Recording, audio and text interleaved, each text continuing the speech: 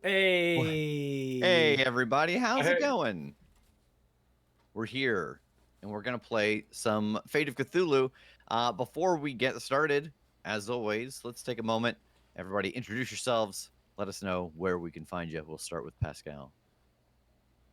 Hi, everyone. I'm Pascal, he, him. I am the main designer for Spotless Dice Games. You can find me on social media anywhere at Spotless Dice or on Blue Sky at PG-YYZ. Abdul. Hey, I'm Abdul from the podcast Spout Lore. He, him, and you can find all of the Spout Lore stuff on all of the different socials. wherever you want to find, Wherever you- you have the strength where- to go. wherever you have the physical will to endure. Jesse. Hi, I'm Jessie Sky, she, her. I am a member of the Crit Crew and currently listening to Fast and Furious movies with the boys on Fuel for Thought, as well as making monsters fight and kick some ass. Yes. I'm Tasselhoff Allgood, and I dare you to find me. I dare you. I dare you to find me. I dare you. I dare you. I dare you to find me. Your full Aggressive. first name is Tasselhoff? Yeah, bro. That's so cool.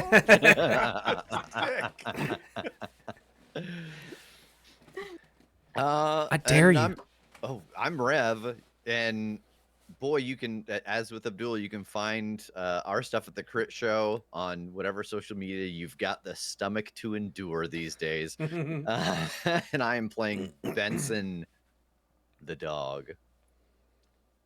Pascal, take it away. Awesome. Well, last session, our players were in 1999, where Dr. Monto and Cricket arrived out of nowhere with only their lab coats and a few pieces of clothing as they came to rescue Benson and Jesus, Agent Wild Goose, as they were about to get killed by Ascellan agents. Just in the nick of time, they rescued him, and after a violent fight, they killed some clones in stasis pods and rapidly teleported to 1969. So the scene opens as a little bit disoriented, especially for Jesus and Benson. That Benson, you've projected a consciousness before, but you've never moved with your actual body. And Jesus, well, this is all wild and new to you. And I think we see all of you appearing in a locker room somewhere. We don't quite know. Welcome Right. to 1969. I forgot about that. Yeah, when we land in the past, Benson's doing that thing where his ears are back and he's like, Are you gonna throw up? Because I'm a sympathetic puker. I'm trying not to. Not on the carpet. Not on the carpet. Yeah, get him outside, get him outside. All right. So what do you do? Jesus looks Oh. around. Yeah. First thing. Sorry, I Oh. forgot. You just teleported. Jesus, you're wearing denim. Lots of denim. You're good. It's all cotton. You have your clothes on, and we're gonna assume you're wearing leather boots or some sort of leather boots. So you're pretty fully clothed. Things are good. Our two scientists, I'm afraid you're still in your lab coats. And Benson, if you have a leather collar, you still That's have your what leather collar on. Yeah, you're good to go. The one thing you will note, Jesus, you've lost all your weapons. That's a bit Fuck. problematic. Your current flock of geese have been left in 1999, but don't worry. Where does a Canadian goose? There's a way, so you'll be fine. There, And yeah. sorry, and Tass, Dr. Monto, I believe, had picked up one of the agent's guns, and that gun, strangely, is still with you. Yeah, I think we ended with Cricket with that one actually. Oh, Okay. okay. Cricket. Yep. I didn't have it Okay. written down, so I couldn't remember. All right. Perfect. Thank you. Yep. Perfect. All right. Well, sorry, Cricket. You notice that the weapon traveled with you, which is very strange. And as you look at it, you can see there's a button on the side. This is clearly some sort of disguised Ascellan technology. So over to you all. What do you do? We're in like a locker room, right? You're in a locker room. Yeah, a stinky locker room. I'm gonna start pulling open lockers and see if there's any clothes. Excellent. Same. Yeah, I don't think you have any problems finding some clothes. It takes a little while to find something that's gonna fit you. I'm gonna say you're in the guy's locker room. It's interesting. It's definitely 1960s fashion. And as you start putting some random piece together, PA announcement goes on, and they say, welcome everyone. It is currently Tuesday, the 15th of July, and we hope you're all excited today for the Mongoose to be playing their football game. Remember to all be there to cheer for them at 4 o'clock. And a reminder that tomorrow, first period is canceled. Everyone is welcome to gather in the gym to watch the launch of Apollo 11. We're all very excited to cheer for our astronauts. We know many of you have your parents working at the Kennedy Space Center. We'll be there to cheer them on as they go and explore new frontiers. Have a great day, everyone. Please stand for the national anthem. All right, so the national anthem starts playing. Jesus, it's not "Oh Canada," so sorry. Yeah, Jesus angrily picks up a badminton racket and throws it at the PA, try to break it, so he doesn't have to hear the American anthem. So you have some clothes. You have a bit of respect. You know that everybody's in their home room right now, getting with this, but you kind of can figure out you're in a high school. So, are we going to attempt to make our way to the launch site to intercept the astronauts going or coming back? What exactly are the parameters of what you know when it comes to this event in history? Well, if we're going to try to make our way onto the rocket, it's got to be one of two things. We have to either somehow disguise ourselves as the astronauts, understand how everything works, and get up there safely, or we need to offset some weight. We'll need to know our weights exactly because everything is very precise. Figure out what on the rocket we can remove that would be perfectly equal to our weight and hitch a ride. I'm going to look around in the locker room for a scale.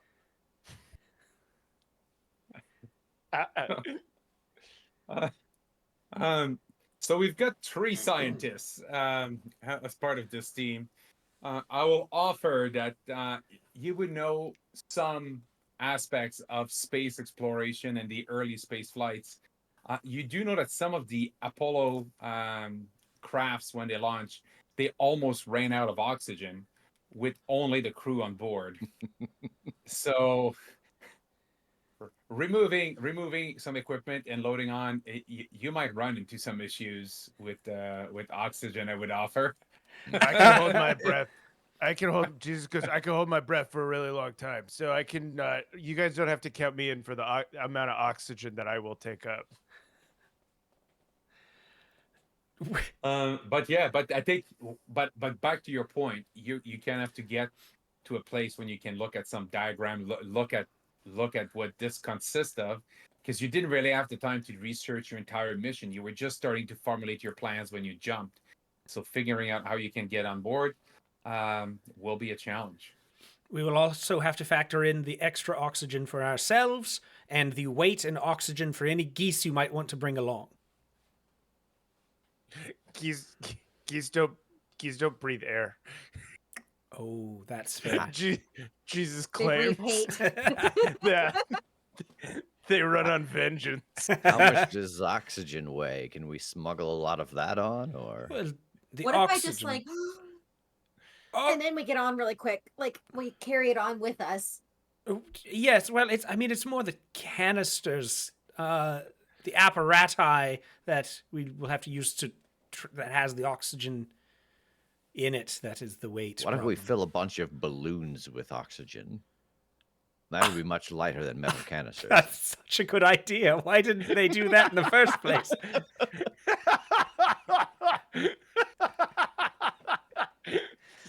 Sorry, just like the dumbest scientist ever.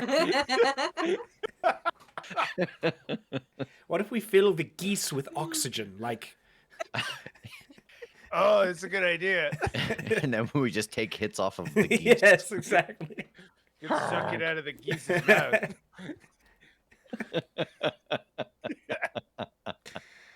Oh. I knew, So a bit of research to do, I think. I think a bit of research to do for sure. I knew a guy in CSIS that turned a goose into a bong one. So that it feels like it would work. Speaking of, we should get out of this locker room. It smells like doobies in here.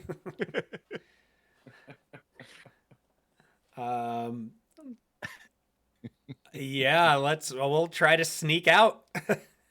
Can I rummage around before we sneak out? Can I rummage around the coach's? I assume the coach has like an office in the boys' locker room. Can I rummage around the coach's desk for like a gun or something? It's the 60s. And In the America. United States. Yeah, in Yeah. Florida. Like So I'll make you roll and investigate for that. Okay. I would say the chances that the coach is gonna have a gun laying in his drawer. I won't make this too hard for you. I'll make this a +3 difficulty to try to find. So what's at stake here? You know, if you succeed, you'll have a gun. But if you fail, you will definitely be attracting some attraction. Can I roll Go ahead. with burglary? Would that work? Burglary would be to break into something. Okay. Not necessarily to find something. In this case, you're searching. You're searching around the office. Makes sense. Okay, I'll roll Yeah, investigate. Met 0. Oh, I love it. This is good. This is good. This makes it interesting. I think as you start, you're trying to hurry up because the team's telling you to go fast, and as you're going through everything, you hear a gruff voice. Hey, you boys should be in your home class. Who's back there? Jesus goes, nobody.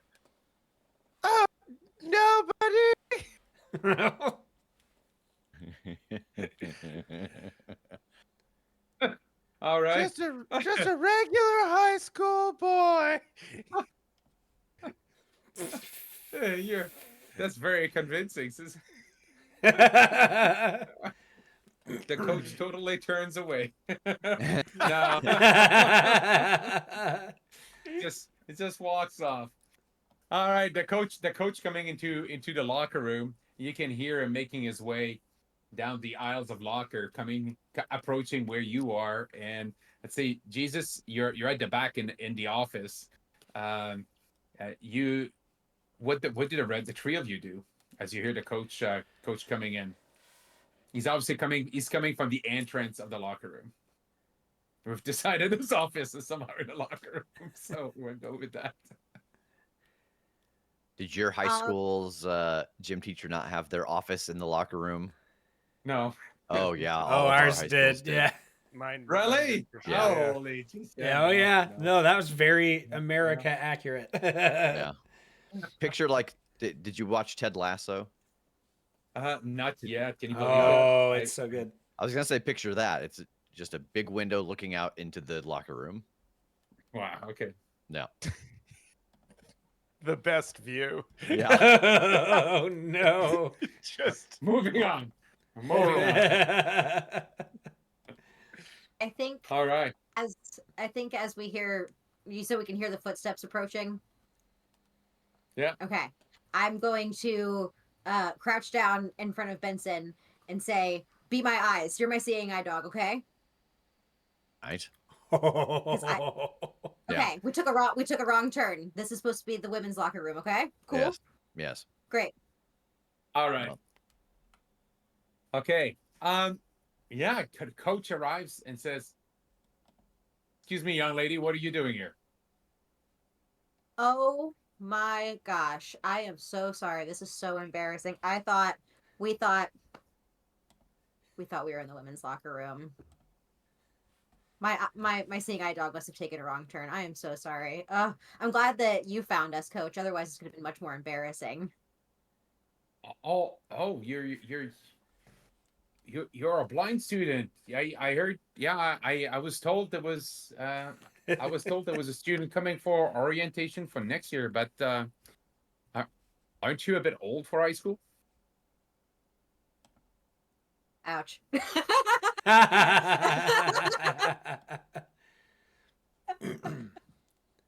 Uh, with my situation, I unfortunately had to skip around a couple years and stay home and do some schooling, so I'm being reintroduced back. All right. Let's see how Woof. woof. Let's see how convincing that is. Okay. Um, let's roll let's roll a deceive roll. Ooh, okay. And can this be, since I'm helping out, can this be a group action?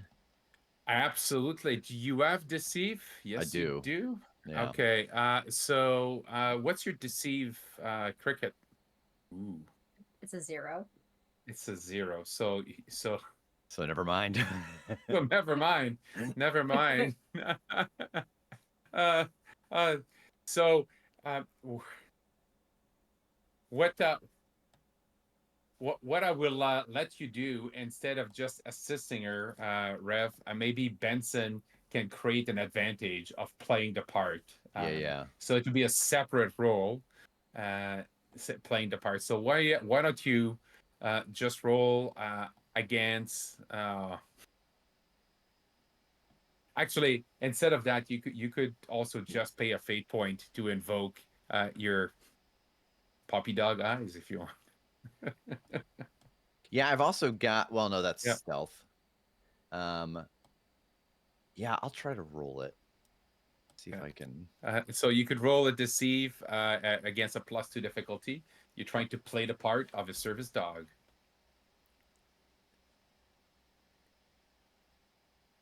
I must not be doing something correct because nothing's happening when I click the button. Oh, Yeah, let's see.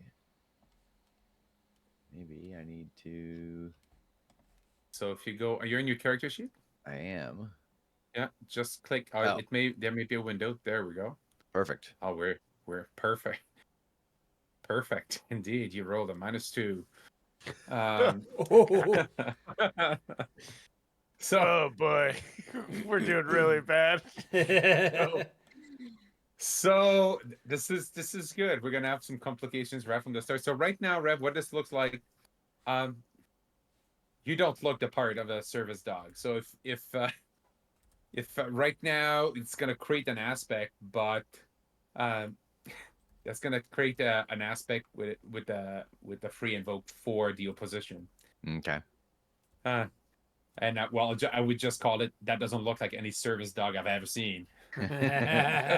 What? You're telling me that you can't just claim that any dog is a service dog to get in anywhere? Come on. Come on.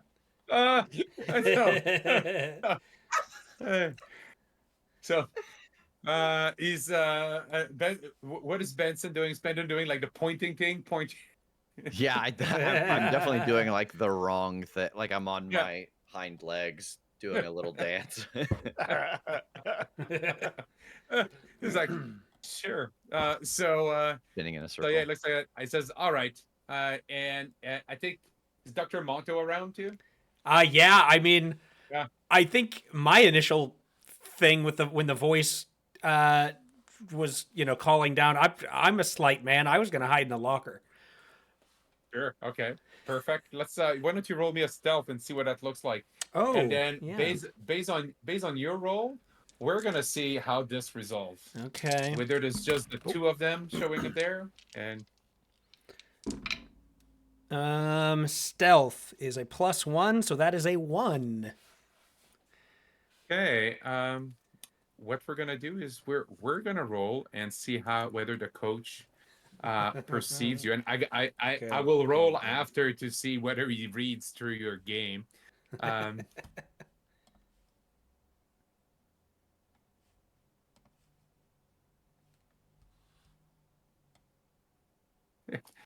he sees nothing. All So- right. Nice. He's focused on the fact that there's a lady in the guy's locker room, and she's pretending to be blind by all means, but the dog doesn't quite look like he knows what he's doing. So how much empathy does a coach have? Super low. Hmm. Lowest it can be, Yeah, I think. Yeah, I'm gonna leave him at 0. How about that? But I rolled a +3, so the coach looks at you and says, "Come on, young lady, what are you doing here? Is it Braden? Did Braden put you up to this? I warned that boy, no bringing girls in the locker room." Oh, can't hear you, Jesse. Can you hear me now? Yeah. Okay. Yes, it was. And we'll never do it again. You're right on that. You've earned yourself an all-inclusive trip to the principal's office. Come with me. I'm gonna bark at him. And you know there's no dog allowed in the high school. I'm Clearly gonna use says- my stunt to bark at him to try to stun him, Oh, so no. we can just get out of Okay. here. Awesome. Well, market corruption. Okay. We can't get hung up on this man. That's awesome. A 6. Holy shit. That is fantastic. All right. Let's see. And he defends. I think is it athletics or physique? Physique. Physique. All right. Well, he's clearly above average when it comes to physique. Sure. And so he rolled you so 6. He rolled a 3, but that's enough. With 3 shifts of success, you knock him flat out, and we hear the bark echoing across the locker room. The doors rattle. Think, Dr. Monteau, your door flings open with that hypersonic bark as the coach gets thrown against a row of locker and gets knocked out. All right, let's get the hell out of here. Oh, run. I'm gonna start running That's- towards the exits. All right. Good job, so Benson. Thank you. So Benson just marked a corruption, and that's a tick box for the Ascellans as we mark this. So right now, what we have as aspects in play is aren't you old for high school? Summer of 1969, and I've added one thing. I wish it was Monday, because the school announced that today was Tuesday, and tomorrow, Wednesday, is the space launch. So you basically have 24 hours to figure out how to get over there to the moon. Luckily, though, it's summer, so it's all everyone that's here is just in summer school. So it's all the dumb kids. Yeah, and stuff. that's right. It's all the dumb kids and the teachers that are in trouble. So for the audience, you have to work with me. You can see me jumping to a couple of Canadian concepts. In Ontario, school goes until the end of June. So Nice. sorry, Okay. Florida. Sorry, Florida. School's been extended this year. All right, and you get out of the hallway, and you know what? We will let you get out of the high school. There must be some exit doors close to the gym for when they go do PE class outside. So you get outside, and the first thing you see is Denison High School. Merritt Island, Florida.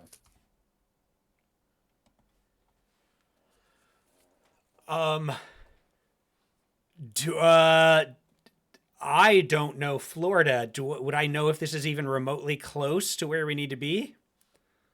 So we'll say that you did some basic scouting, looking at maps of the four missions, that the four essentially locations where things had to happen. So what I'll do is I'll give you some basic facts. You know that Apollo 11 was launched from Cape Kennedy, which is right by Cape Canaveral, and is based on Merritt Island. So you're at the right location. You're right in the vicinity of the launch center, outside of the base, of course. But your calculations were bang on. You're where you need to be. There's three basic locations that the resistance has scouted: the launch center in Kennedy, mission control base in Houston, where the lunar receiving laboratory is also located. So that's where the astronauts are going to get brought back. And the last piece is the middle of the Pacific, where the ship retrieved the astronauts. So that was the three possible locations you could have jumped. You've jumped to Merritt Island, decided that why wait for the probe or the alien artifact to come back to Earth? Let's get over there. Now, a couple of things that to be clear,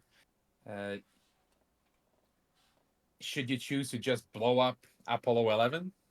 Well, that's just a temporary delay, right? Eventually, like humanity, Russians will likely get blamed, and humanity will get to the moon. So you may delay the Ascellans, but eventually they will get there to retrieve the probe. So your mission is to ensure that they can never get their hands on that probe. You know that you don't want them to get whatever was on the moon. Yeah. No pressure. How do we blow up the moon? We put a much deeper crater in the Sea of Tranquility. No, I think I am huddling us up. Like we're just like in a ditch on the side of the road down the way from the school. All right. We did all right. We're pretty close. So, logistically, aside from things like weights and plan of getting on, we have to decide what exactly we're doing when we're up there. Are we going up to destroy this probe? Find a way to just huck it a random direction into outer space or something like that? So what is... you have to excuse me. Yes. I brushed up very heavily on the mission I jumped for, not so much the following one. Yes. What are we doing on the moon? Well, there's a probe there that has something to do with what the Ascellans need. There's theories about what exactly it does. The important thing is they want it and we don't want them to have it. I see. Well, if we chuck it off into some random direction, we don't know that they don't have some sort of tracker or locator on it. They wouldn't be able to just find it floating around, right? I technically... Or a tractor beam. Well, I feel like if they had the ability to do that, they wouldn't have, so much trouble making us, go up to the moon and fly up and grab it and bring it back for them. If it was much more accessible to them just by a beacon, then they would likely have it already. If we launch it into the vastness of space, tracking something like that down, at least within our foreseeable lifetimes in the future, we're trying to prevent.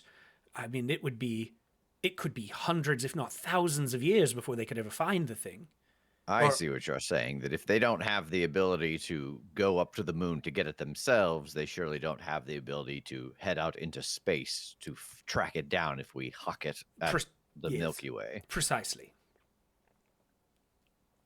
Yeah, I can hook it pretty hard. Jesus, could you throw it into the sun? Ooh, I that's try and throw it into quite the- good. Yeah. I'm also totally on board with this blow up the moon idea.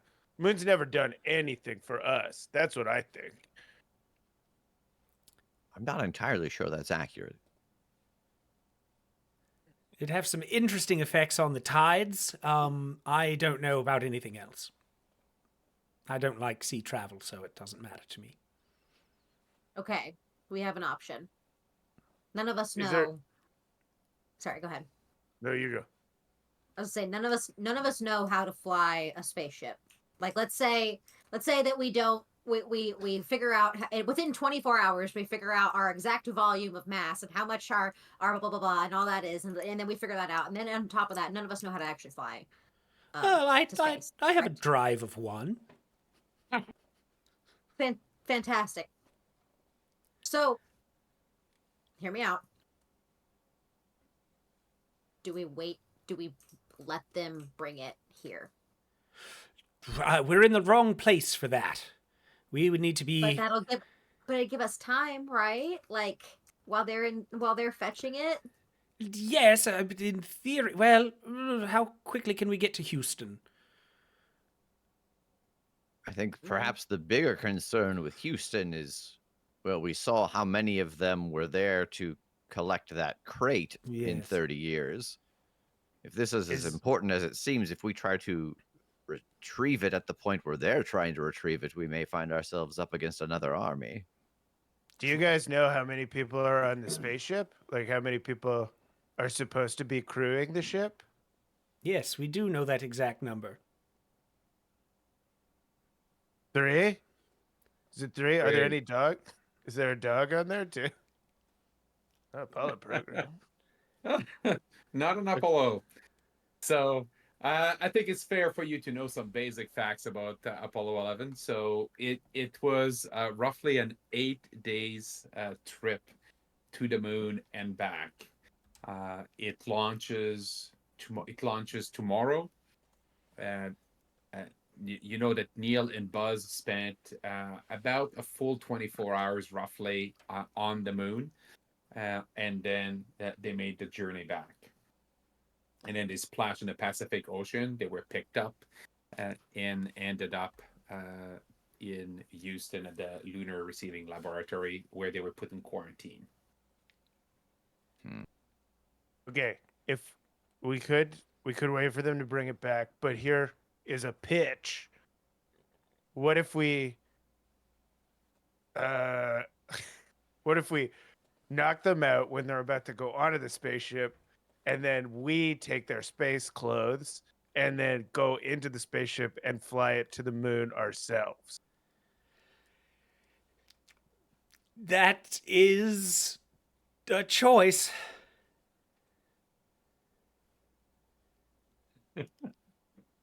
It's an option. What do we do with the dog? Sorry. What do we do with Dr. Benson? How dare you? I suppose that will be a similar piece to our original plan anyways. Find a place to sequester him away inside so that nothing reads as far as weight displacement and so on. Benson and I have been working on a trick where he can jump into my denim vest Oh. and then hide inside of it. It's how I That's good. sneak him into bars sometimes. We call it kangaroo time. That's adorable. Alternatively, we could perhaps. What if we only swapped out one of us? Oh, they'd probably notice that, though, wouldn't they? Yeah, well, the other two. And there's nothing to say that one, if not all three of them, I'm not sure if we know for sure if they are, Surely the one who walked on the moon has to be, right? If he's the one who retrieved, like someone had to go on the moon and retrieve the probe and Well, then bring it back. I would assume that is true, but there are levels of just oh, top secret, go up, we know a thing's there, grab it, bring it back. Don't ever talk about it again. Yell at the moon. Moon is haunted. Monto, aren't you like a shapeshifter though? Can't you turn into like Buzz Aldrin or something? Oh, yes. All right. Yes, if I'm sly enough about it, there's a chance I could even understand their memories. Like, that it's possible. It is not guaranteed in my skill set. So right now, the best option is Dr. Monteau becomes Neil Armstrong. I suddenly feel a fair bit of pressure. But hell, somebody's got to do it. What, do you want to live forever? Ah.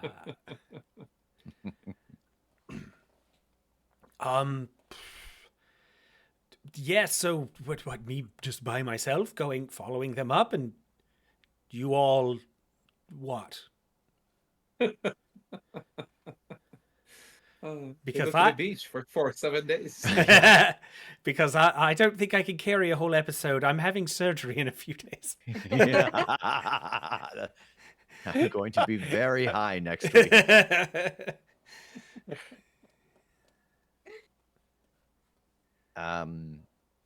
Yes. The only other option I can think of is if we don't want to deal with, because the other possibility is that the handoff of whatever this item was happened in the ocean when they were retrieved at Splashdown. Look, poor Cricket here endured a lot of stress to get us here. We're going to the goddamn moon. I'm not against it. I just hate to take up all of your oxygen because I do breathe a lot. Yes, that's true. No, I still think there's something to be said about finding what we can displace and making sure we fill it with our weight and extra oxygen for ourselves. It's possible. I'll say this, I feel like it's more possible than we beat them up and take their outfits. So Are we're you just gonna kidding stow me? away? Oh yeah, okay. I'm down with that. I do think I could beat up Neil Armstrong, but Oh, I'm down certainly. to stow away. Can we mesh the two? Oh, yes. Yes, quite so. Why don't the three of us stow away and you replace one of them, assuming that you're able to copy them. Oh, And then you can also help like cover for us if they're like, I'm going to go check the food storage. You'd be like, you sit the fuck down. lovely. Yes. Why don't one of you roll me a notice? Who's got the highest notice here? I've got a 3. I got a 2. All Benson. right. Oh, You Boise. don't- No The pressure. dog doesn't have notice. Yeah, The dog doesn't have notice. I've got investigate. Oh, yeah, that's true. All right. So go ahead and roll me. It's quite appropriate. This works quite well. Dr. Monto, you can go and Okay. roll me a notice, and you get a +1. If Cricket, if you're also paying attention, you could lend him a hand with this. Would give him a +1. Please do. The two of you scanning the area as you're doing this, and you just have to beat the +2. A +2. Yeah. This is my second 0 in a row. +3 +1, so 4. 4, excellent. So as you're talking, and I think you're pretty consumed with this, and you notice around the corner of the building, you're on the side entrance, I think, of the gym exiting in the play yard and by the football field. But you're at the corner of the building, and you see this long black car pulling into the front of the driveway of the school, right at the front entrance, the front stairs. They park there like they own the place, and two men in black suit, black tie, black sunglasses come out of the car, and they're looking around the place. Oh shit! And I try to just dive and tackle the whole group just flat into the ditch. Get down! Get down! So- Get down! So I think because you spotted the car pulling in, you pulled him around the corner, and as you take a peek, you see one of them pressing on his ear, and then he signals to his buddy to go up, and he starts walking toward you. He's basically, you can see he's kind of scanning the perimeter. He doesn't seem to have spotted you yet. I think Does, it's them. does this guy have a gun on him? You can't see it. You can see a firearm on him. They definitely, like, you look at them, they definitely look like agents. They may be FBI, you don't know. They definitely look imposing.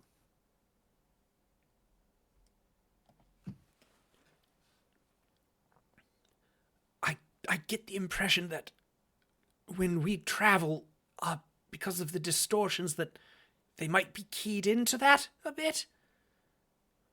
I suppose we should keep moving. Yes, certainly. Like they can smell our ripples in time. Precisely. Oh no. We need to move, and we need to find a shower. Everyone thoroughly clean your ripples.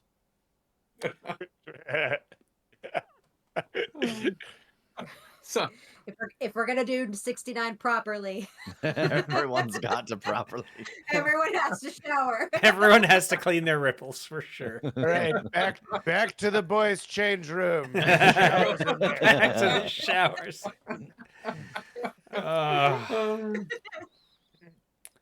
all right. So where do you go? Oh wait, is there So- anyone else in their car? Yeah, you would have to go take a peek around the building, but this agent is walking toward you. Okay. He's walking around the building. So you saw only 2 people coming out. One went inside the school. The other one seems to be walking the perimeter now to check what's going on. When Ambush they or got run. out of the car, did one get out of the driver's seat? Yeah, one got out of the driver's seat, one out of the passenger door. So Could just like jack their car and go. Yes. Yeah, it's all right. all Hoping right. that nobody's How- in the back seat. If so, they're going. They're to get going for a fucked up. ride. Yes.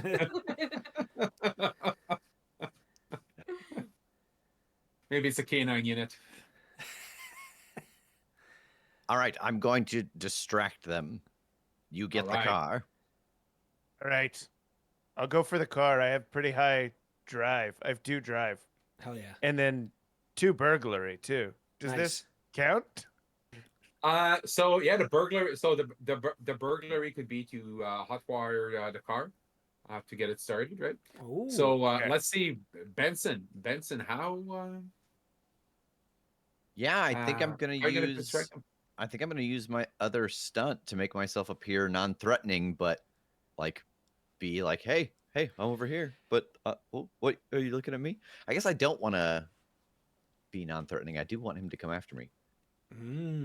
So yeah, I'm gonna do the old Lassie. I'm gonna like make eye contact with him and bark, and like look the other direction, look back at him and bark, and then try to like lead him away. Like I gotta like Right. there's something he's gotta see. That sounds good. So okay, so let's try to get his attention. Jimmy's stuck in a well. Yes, indeed. Yeah. Okay, so I think there's a couple of different ways you can do this. You can either try to deceive him, right? Or you could give him a reason to chase you by making yourself look like more than a dog, right? Mm-hmm. Making yourself look suspicious. So that's the that is the kind of the 2 different approach. So what do you have in mind? Do you want to just be like a dog and he's gonna try to catch you, or Show him your weird do thumbs. Yeah, I'm gonna start with trying to just look like a dog that he wants to chase. All And then right. I'll reveal my secret thumbs if that's a problem. All right. So you come around the corner. You start running around him, and yeah, I think this is going to be a deceive roll because you're trying to convince him to follow you Because there is no Timmy. because there's no Timmy. Yeah. There's no Timmy in the well. Yeah. Yes. All right, and Benson just rolled a 2, a fair roll for deceive. But now let's see how those men in black are with regards to figuring out what you're up to. Yes. So yeah, I think he sees you and you're pointing, and you draw his attention. You're obviously trying to take him somewhere, and he figures they've been sent here to check something out. So he's gonna follow you. Okay. He just you can see he says, "Hey, I'm gonna check something out. There's a dog acting funny," and he starts following you. Okay. All right. So they start heading toward where? Like Do you start the inside the locker room? Do you back to the gym or no, in like the field? outside, like out into a field. All right. Perfect. Toward maybe toward the road. They came from the other direction, so Yeah. like the Just field by just the road. away from the car. Perfect. All right. So he starts following you to see where you're leading him. There's He's a field. expecting- There's a field hockey game happening. maybe someone is hurt. Maybe there's something. So he's gonna follow you a bit to see what's going on. He's not gonna chase you forever, but he's gonna try to see if there's something that you're pulling him to. All right. And then Jesus, what do you do in the meantime? Jesus like does like a squatting run up to the car to kind of like stay low, and then All right. tries the door handle. Okay. I don't think they lock the cars. It's the 60s. They're on Merritt Island. They're pretty confident. I don't Sick. think they bothered the car. They're just checking the place out. So you slowly check the door. It opens. So you wave. And because there's only one agent outside right now, I'm not gonna make you guys roll for stealth. I think this is pretty. You as long as you're maintaining a low profile, people are in class. Yeah. You're unlikely to get spotted right now. All right, go. Jesus, Oh, come on. take the wheel.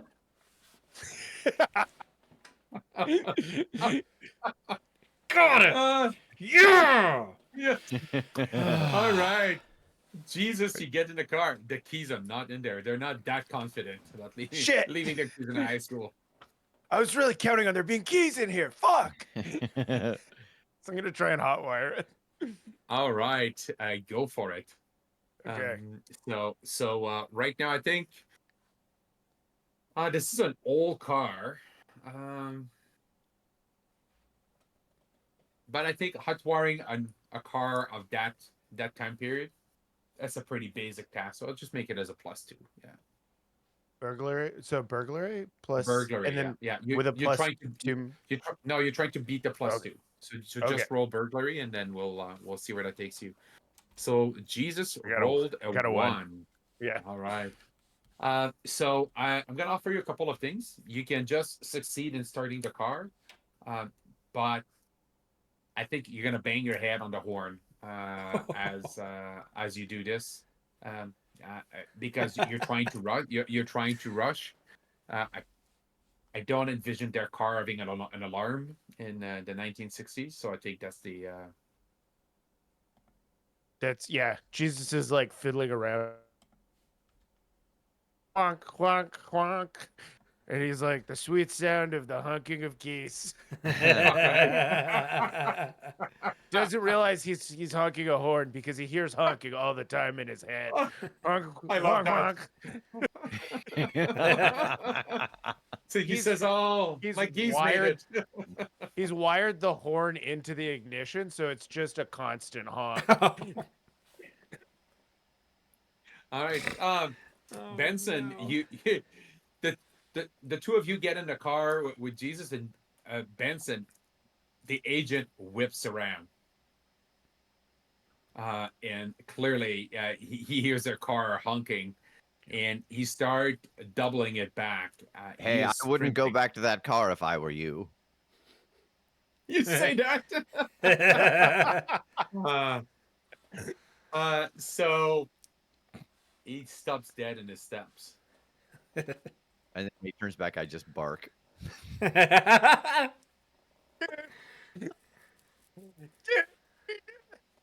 You really, but you use your stunt. You bark. No, You no, I really mean, I bark just at like him? I'm trying to make him think I'm just a dog. Like he Oh, heard a voice, Okay, but okay. I'm just barking now. You're just gaslighting this agent. Yeah. Yes. Yeah, yeah. Uh, yeah. So uh, I think he stops and he looks around, and when he sees nothing, he is sprinting. No, seriously, I've got a gun drawn on you right now. Like as soon as every time he turns away, I'm talking to him in a human voice, and then when he looks back at me, I'm barking. All right.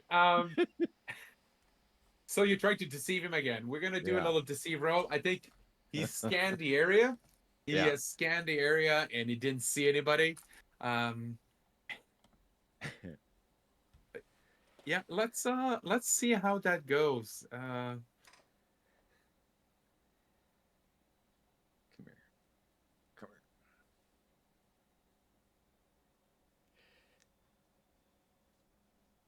Just need to move this. Okay. 2. So Yes. Benson rolled a 2. The men in black rolled a 4. But you know what?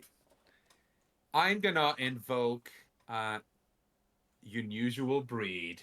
Mm-hmm. I think he's starting to get a sense that there's something fishy about this Yeah. dog. That's fair.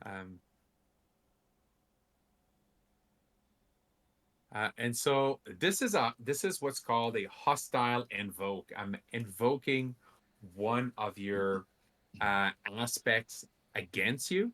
Mhm.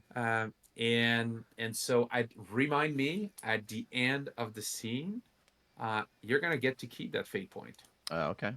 Nice. Okay, and that's gonna make it that's gonna increase his result. And let me check. What did I roll? I rolled a -2. I'm gonna re-roll that roll. Okay. Let's gamble a little bit. Oh, no! Oh, that's a -3. Catastrophic. I've rolled a -4. My friend, no! you totally get to keep this. So Amazing. yeah, he dives in the grass and he draws his weapon and he's looking around and you hear him radioing and I think this, Agent K, someone's got me in their line of sight. There's people in our car. Respond. And he's trying to scan the area and trying to see what's happening. All right, Jesus, what do you do? The car is started. There's Are you guys? 3 of our Are you agents. guys in? Yeah, we're in. We're in. Okay, cool. I'm gonna book it for Benson. I hit the gas and then I start driving towards Benson. What the hell did you do to the horn? Horn. Honk, honk. All right, Benson, the car is coming on the road beside the field that you're at. Yeah, I'm Are gonna you run gonna and jump in. jump in through one of the windows? Yeah. All right, I think running at a speeding car, that's going to be a +3 difficulty for an athletics roll. If you fail that roll, you're going to get hurt. Come on. Can I assist by slowing down a little bit? Sure. Actually, you know what? I will. Because it's you and the two of you have been partners in a whole bunch of chases. I think that makes total sense. That you're going to provide a +1 assist here to try Okay. to get him there.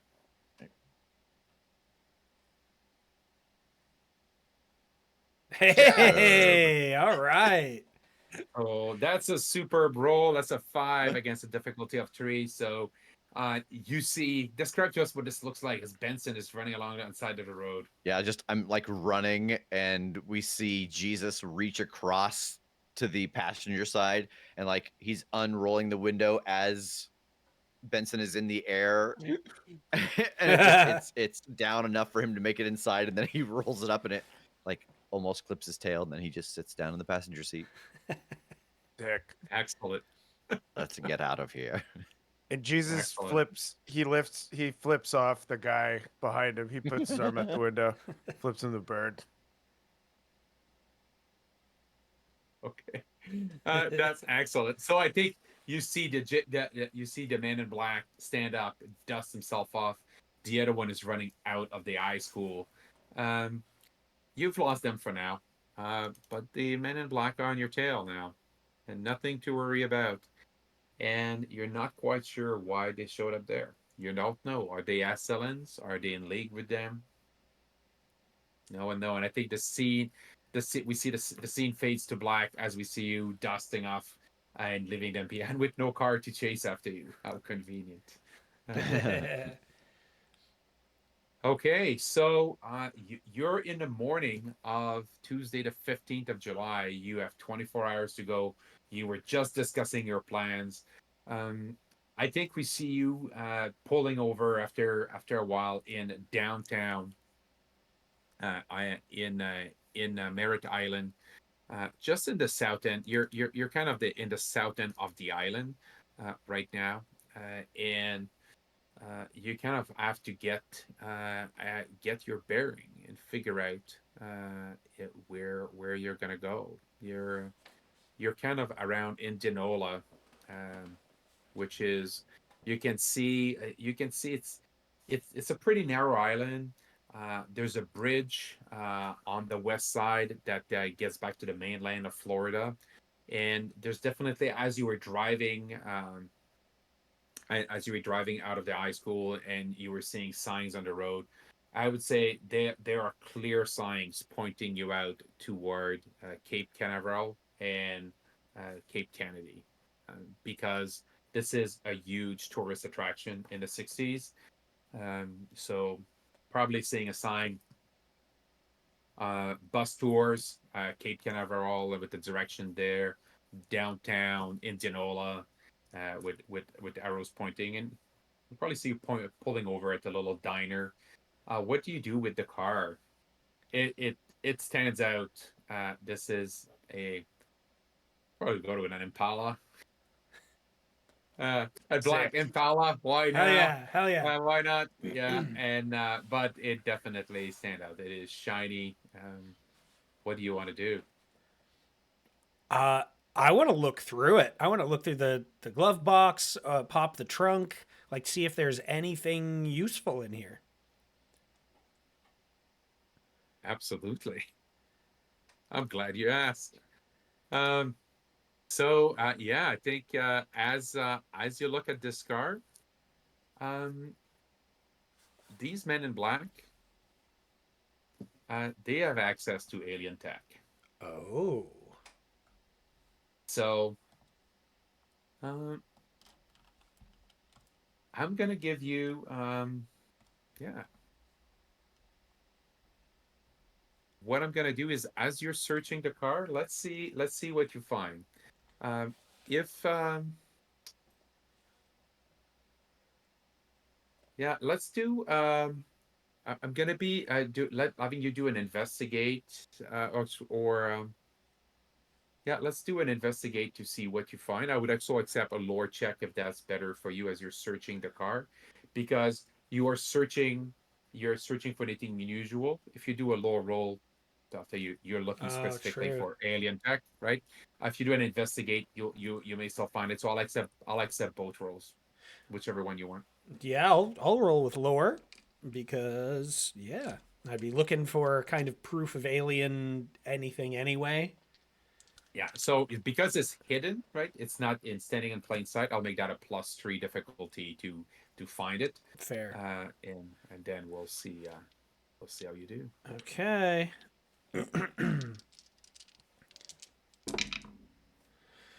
I swear to God, that's my third 0 in a row. 2 pluses, 2 minuses. But I do have a 3 in lore. All right. So you do find you do find an alien you find a shotgun. We're gonna give you a shotgun in the car, but when you look at it, this is no ordinary shotgun. Because you're looking for weapons, like, oh great, and when you pull it off,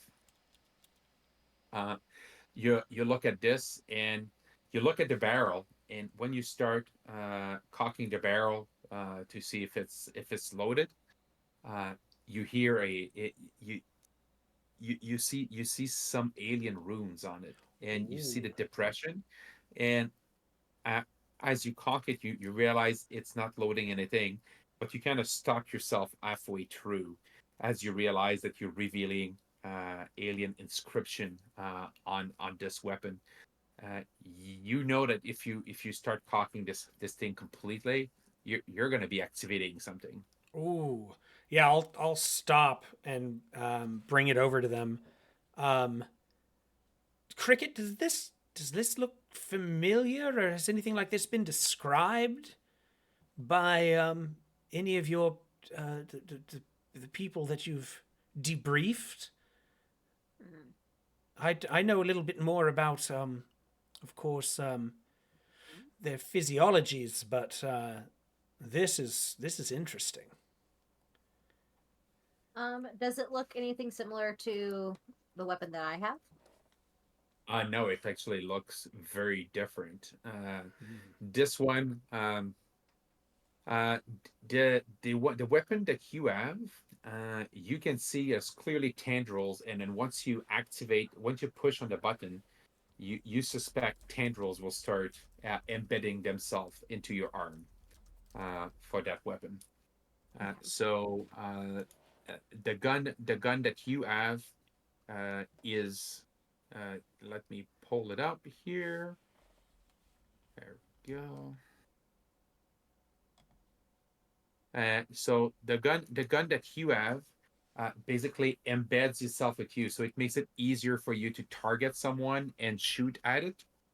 And it's a dart gun. It will shoot multiple gun that will converge upon the target, inflicting additional damage.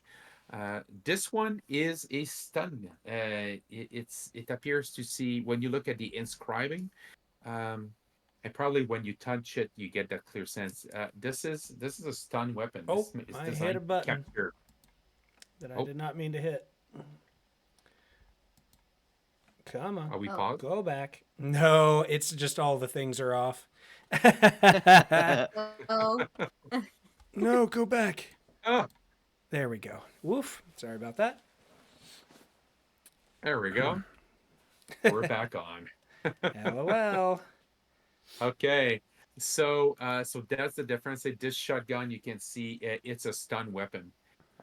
Basically, once you harm it, it's gonna start radiating alien energy that you can then, once you aim and shoot it, it's gonna envelope someone.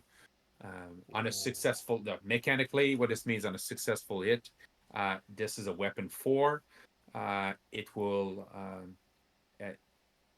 it will increase the effect, and if the ray gun causes a consequence, the target's going to be stunned, and so they're going to be immobilized for an exchange, essentially, giving you an opportunity to restrain them. So it's a useful weapon to have. So now you have, but to the naked eye, it looks like a shotgun. Your gun, until you activate it, looks like a sidearm, unless someone knows what to look for. okay. Great. Cool. Thank you. Am I able to use my lore to see if I understand anything about this technology, as far Yeah, as like so questioning other people who so, have? so I would say these are made to be pretty straightforward to use. Um, what you I'll tell you, as players, anytime you use alien technology, you're gonna have to roll to connect with it, right? And as you connect, you gain corruption. You're basically, it's the same as a corruption stunt. You're going to be activating the weapon, revealing it into its alien shape.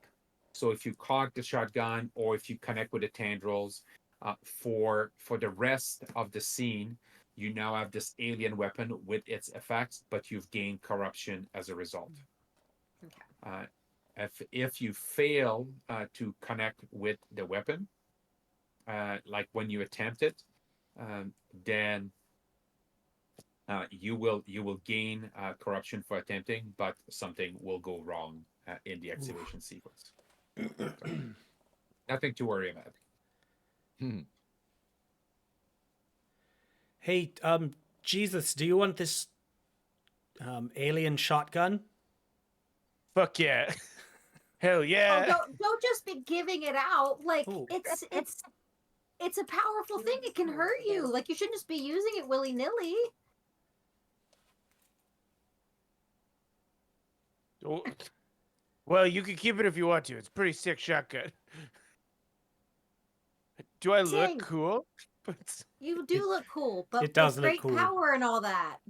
Be careful Let's with have a- it. All right. So you've got Benson, quick, duct tape it to my back so I can carry it discreetly.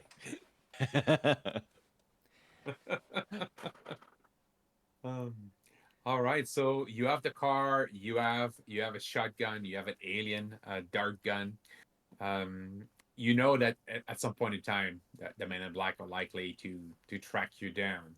That's what I So was gonna ask. Can I check the car for any kind of like I know that they can't use GPS or anything because that doesn't exist yet, but they might be using alien tech. Like, can I look for something in the car that would be tracking us? absolutely, go ahead. You can do me a lore and investigate to figure this out. Okay. Great idea, Benson. 3. Three. All right. So you definitely find at besides the steering wheel, as you see, we'll say it's the cigarette lighter. You push on the cigarette lighter, and the console flip. Oh, Whoa. Yeah. these Take. are legitimately the What? Men in Black. I think I Oh yeah. just knocked Will Smith unconscious back there. They totally are the Men in Black, and they. I think you see that the console flipping, and um, you see probably like these old school kind of radar rings, like the green rings in a cathodic screen, and you see where you are as a pulsing green dot, Mhm. and I think you see the location, probably a sketch, a rough sketch of the island, and you see a pulse where some of the other active agent cars are right now. Okay. Is there a way to turn it off? Oh, there must be a way to turn it off. I would Uh, assume. yeah. I will let you to be able to mess around with this alien tech again. Once you start messing around with it, you're going to gain some corruption out of this. Um, but if you would like to, you can try to turn it on or off. I'll just make this is going to be a +4. Anytime you're dealing with alien tech, expect basic difficulty is usually a +4. It's a great difficulty. Mm. The more complex it is, the higher it's going to go. So basically, you're gonna interface. You're gonna interface with this vehicle. Let's see how that goes. You're gonna put your paw uh, in the cup holder. Yeah.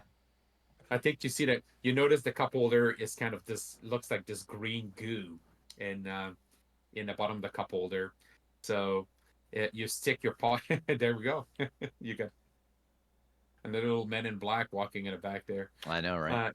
Yeah, you stick your paw in this, and I think you see the goo is starting to envelope your paw. And let's see how well you connect to the car. With what? It's gonna be lore, Okay. What? and you're trying to beat a +4. Okay.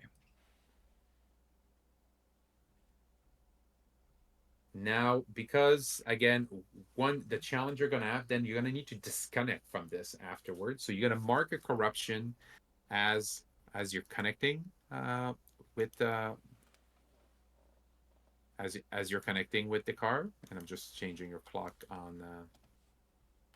And is there a way for this to be craft since I'm dealing with technology? Like, I'm It has confused about lore. Yeah, lore is when you're directly manipulating alien tech. A craft would be when you're making something using human technology. That's going to be the Okay. difference between the two.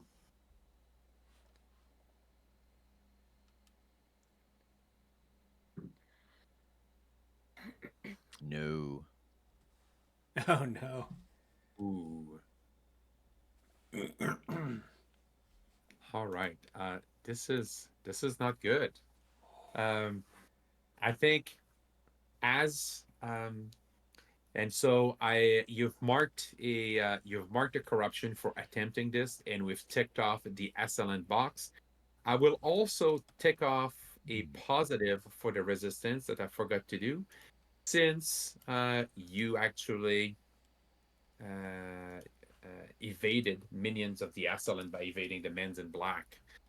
So you've caused a positive ripple right now on the positive side for the resistance. So well done on that side.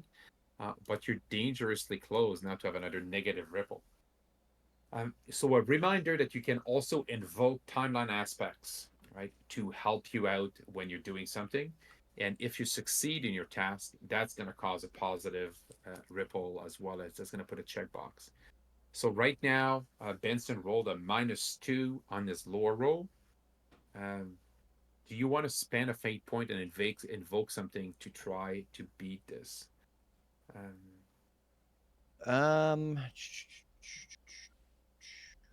And if someone else has lore and they want to stick their paw, their hand in there as well to help Benson, the two of you can try to manipulate this technology and basically mind meld with that car and try to control it to your will. I'll do it. And that will give a +1 to Benson in his role. But that means, and then what you're going to do is you're going to be sharing the uh, the backlash that's going to come with this after. Okay. What do you? And Ben, Oh, sorry. go ahead. I was just Go gonna ahead. ask when on my lore roll, when you look at it, what does it show you? So it shows me that you rolled a -2 and you got a +1 for lore. Okay. So for a total of -1. Yeah, I'm trying to decide if it would be better to just re-roll or try to. So I'm a gambling person. -2 or worse, I re-roll. As you saw, Yeah. that didn't work out well for me before. I rolled Sure. a -4. Okay.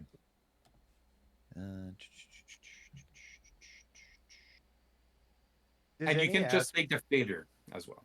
Go ahead, Jesus. Does any Abdul? aspect thank you thank you for using my chosen name. Does any aspect of the relationship I love Benson so much allow me to help here with, despite the fact that I have zero lore? I will let you invoke the aspect, and basically you're petting Benson. It says, good boy, you got this." You can do this, Benson. You got You this. can do this. You can hack an alien car. You're such a good dog. Okay. All right, I will take this, and so that gives you a +2. So you're now at you're gonna have a +2 point. Oh wow! Okay. And so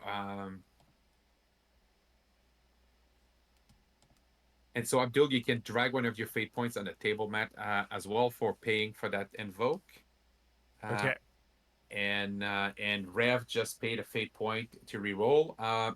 What are you invoking? What aspect are you invoking? Are you invoking one of the timeline aspects? No, tech savvy canine. Oh, can I recommend you invoke one of the? Oh, sure. What does that Yeah. do again?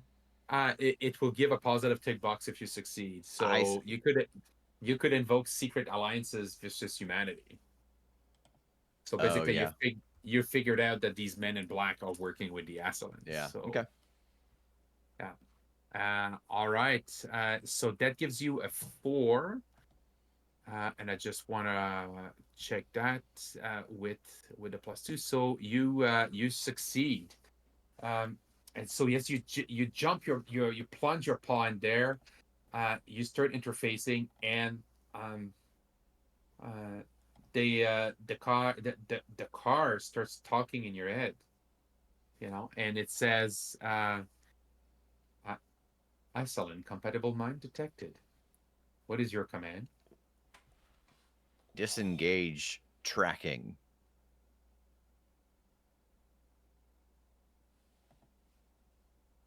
Tracking disengaged. Downloading consciousness. Wait, what? Nothing to worry about. Yeah. Would you like to stay? Would you like to stay interface? Computer, downloading mine to you or yours to mine. Used to me. I'm starting to try to pull my paw out, but I'm saying that out loud. It just repeats downloading consciousness. Great. Please stand by. No. Jesus takes the shotgun. He says, "Don't you dare download my dog's consciousness, piece of shit car." So you see the radar screen go off. I'm gonna tick off a plus checkbox for the resistance since you successfully invoked a timeline aspect and succeeded in your task. Right. As you pull your paw out, roll me a will check against the backlash. As you're trying to disconnect from this, you basically briefly kind of discard as it appears as part of the Ascellan hive mind. You touch greatness. Don't you want to be part of them? Get out of my head. And go ahead. Roll me will a 3. So basically, you rolled an effort of 4 on your lore check. That's what you're trying to beat. So that inflicts you 1 point of mental stress. Okay. But that's not bad. So just mark 1 stress.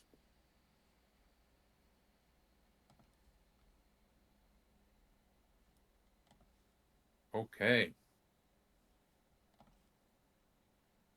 Okay. All right. So you've turned off the beacon. You've got the gun. So what's your plan?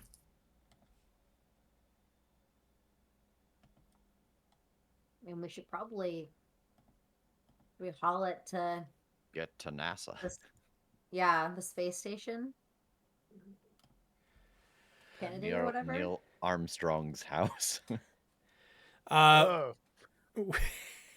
I mean, we do need to get information specifically on the rocket about how are we going to do this? What how much can we get rid of? How much can we stow away, etc. So do we do that by breaking into the place and finding the files? Do we put a lot of eggs in the basket of me copying somebody that knows this stuff?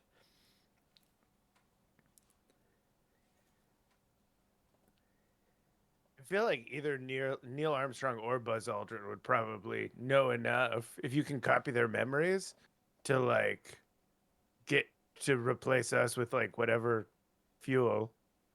Probably. It's possible.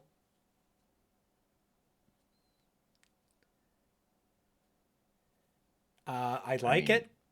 This all happened on a sound stage in Hollywood. Should we just go there? Damn it. So All for right, the we all for the know the Earth players, is flat, right? for the players, I'll just repeat something your characters heard when you were in a high school. Remember that the secretary on the announcement mentioned. We know that many of you, your parents, are working for NASA, and you'll be very excited to watch this launch. Oh, yeah. Right. So you're on a high school on Merritt Island. So basically, you're in a town that has rapidly expanded with a bunch of houses where the the aerospace engineers that are building this rocket live. Right. So there's a bunch of people that live there. Then there are signs that you've passed on the road with the tour buses that go on Cape Canaveral, and then you have clear signs to Cape Canaveral and Cape Kennedy, the Kennedy Space Center. So there's some basic indication at the diner. There's probably a poster on the wall showcasing showcasing the bus tours. And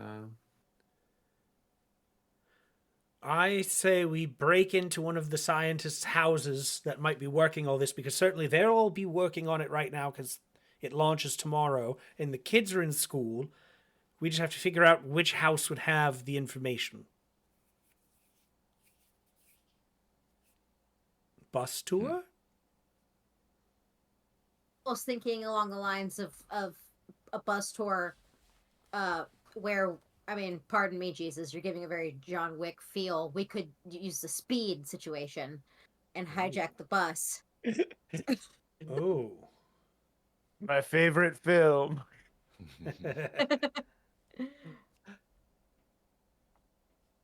But then we still have to make the decision of where we want to take it to. Do we want to take it to Canaveral? Do we want to take it to Kennedy? I like the idea of taking the bus into the Kennedy, because that's where the launch is happening, right? Into Kennedy. Kennedy. Yeah, absolutely. So Yeah. if we take a tour bus into Kennedy, we pretend we're just regular people going for a tour. We slip out of the tour, and then you can find one of the scientists and take over his brain, or find the files, and then we can figure out how to get on the ship that way, or hijack the bus, drive. Like Cricket said, I also like that because then I get to steal a bus, which is fun for me.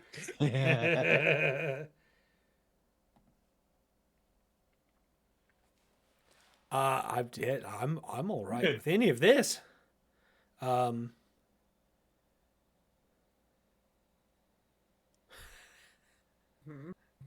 Uh-huh. So are you still in the parking lot of the diner? Are you in the diner right now having a coffee? What are you where are you discussing all this? Oh, that's such a good question.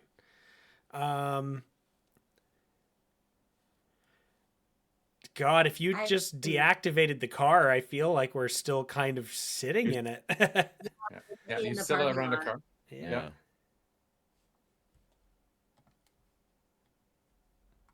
Yeah, Jesus is sitting in the car because he feels really cool. So it's a '69 Impala. You look pretty cool. Yeah. Fucking awesome. All right.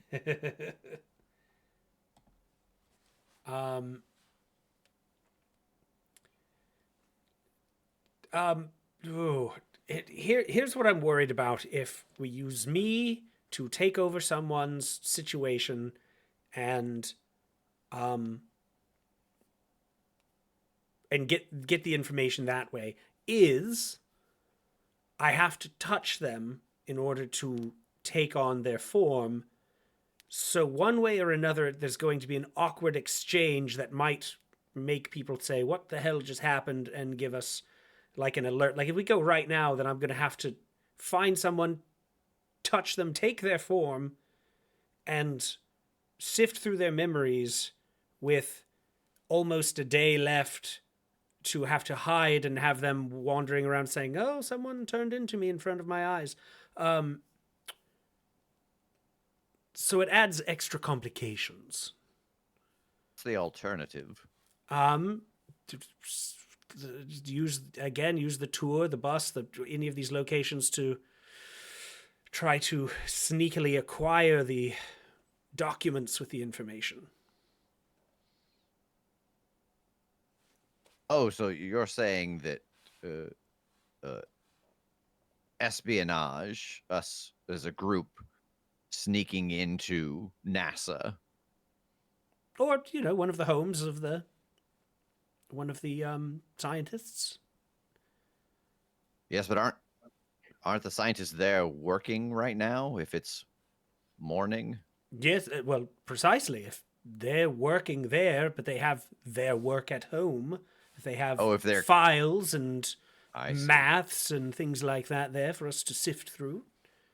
What? I have no idea what the odds are of NASA employees being able to take documents home in this time of the space race and the Red Scare.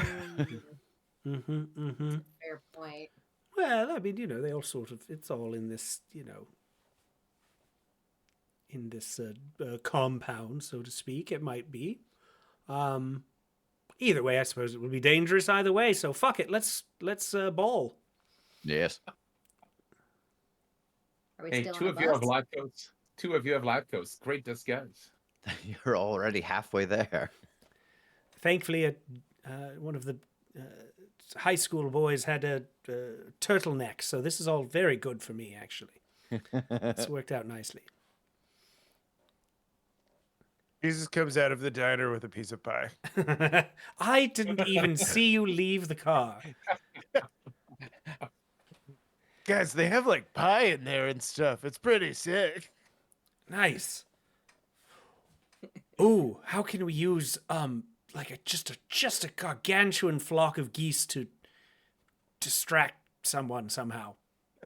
Well, okay, this is kind of a morbid thought, but how do we just crash the rocket? Like, we can make sure nobody gets on it, but like, do we just send a whole bunch of geese to intercept it? We could, but if we bring it down, then it's just a matter of maybe weeks or months before they just build another rocket and go back up and grab the probe. Yes. I also, just from a mechanical perspective, Abdul talking here, I can. No, actually, I'll go back to. I'll go back to Jesus. Also, Imagine the feathers. That would be so much. just straight up, like I can maybe summon like 6 geese at a time that I can control. Like there are more around when I summon geese because they do move in herds. But I really can only actually control max, I think 6 of them. Pascal, is that right? It depends how well you roll. What's the max be I more. can do? It's as high as your success is. So hey, who knows? You could. But the success does have a ceiling, right? Yeah. So Like I couldn't get so you 100, right? no, but Could I you get could that? potentially Pascal, get could I get 10. 100 geese? I'm not that reckless. Potentially as high as 10. Yeah. I can control max 10 geese. So when I brought down that American Airlines plane, it was that was 10 geese to bring down a plane. So I feel like a rocket ship I might need more. Yeah. Those are the limits of my powers right now. Yeah, that's fair. And see, your original foray is what inspired me in the first place. So, but I understand we may need 10 times the amount of geese for that stunt to take place. It's true. Unless you just ping them one at a time off of the nose cone so that you So many. Slowly changes trajectory. I'm willing, honestly, straight up. If what we do totally fucks up and we can't get on the plane, I will do that. Plane rocket. If we can't get on the rocket, I'll just summon a bunch of geese and try and knock the fucking rocket off course. Let's call that plan, like last case scenario plan. Yeah. Is I'll do that.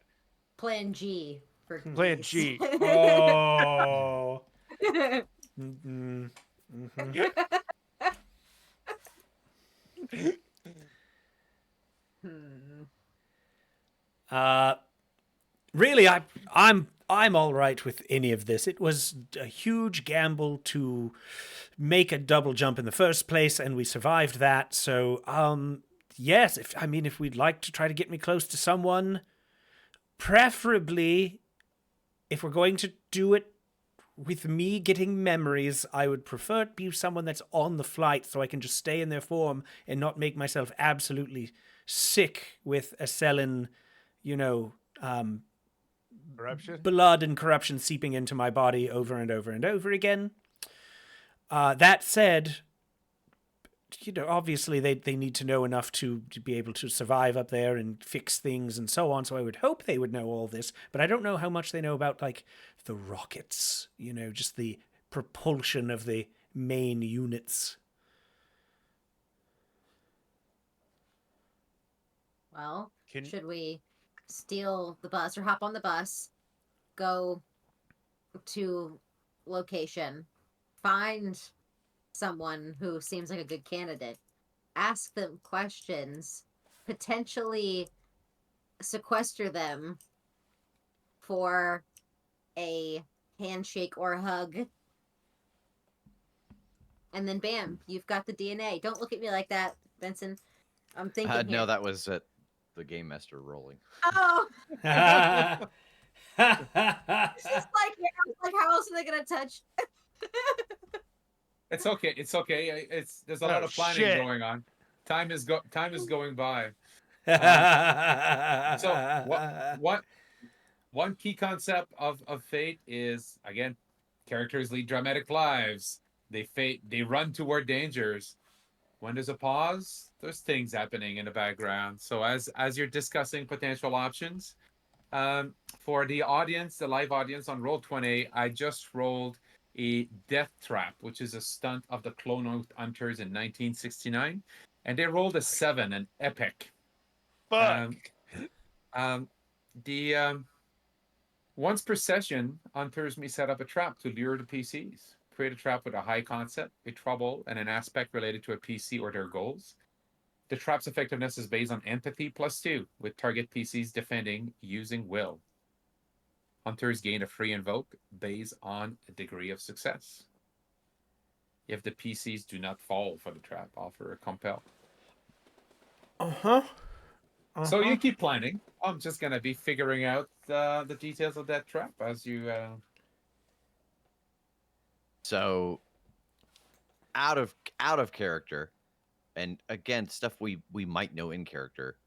Yeah. With only 3 astronauts, they basically all would be required to have the same knowledge base in case anybody is Yeah. So one out of commission. So any of the 3 of them that we could get, they all know how to do the stuff that needs to be done. It's not like today where it's like, oh, there's a botanist and there is a blank and a blank. Like this crew, they all knew how to do each step because there was only 3 of them. Yeah, so I think they were all specialized as the primary for one of the roles. They all have a backup crew assigned to them. One is designed, one is trained primarily to pilot the command module. The other one is trained to pilot the lunar module that's going to land down. But for that may not be historically accurate, but we're going to assume that they are very well cross-trained, so that if one of them becomes incapacitated, they can continue. Who's the third guy? Because there's Buzz, there's Neil. Who's number 3? He's the one that we don't want because he's the one who stayed. Like, we need to get on the moon. He didn't. He didn't get out. Yeah. He Who's that circled third loot he circled the block while Did it that was kept the lunar lander warm while Buzz and Neil actually went out onto the moon? So the three people are Neil, Buzz, and Michael Collins. Michael Collins. There it is. Yeah, Oh, yeah. the Collins was saddest astronaut in the world. he's the command module pilot. Neil was the commander, and Buzz Aldrin was the lunar module pilot. Yeah. So yes, so we don't want Collins because he didn't get in the lunar. He didn't deal with the lunar module, or in the sense of like getting on the moon. And are you inside? Are you inside the diner right now? Are you grabbing a bite to eat, or are you just watching Jesus eat this piece of pie? Well, we do need food at some point, though. Oh, look, there was $10 in this young man's pocket. I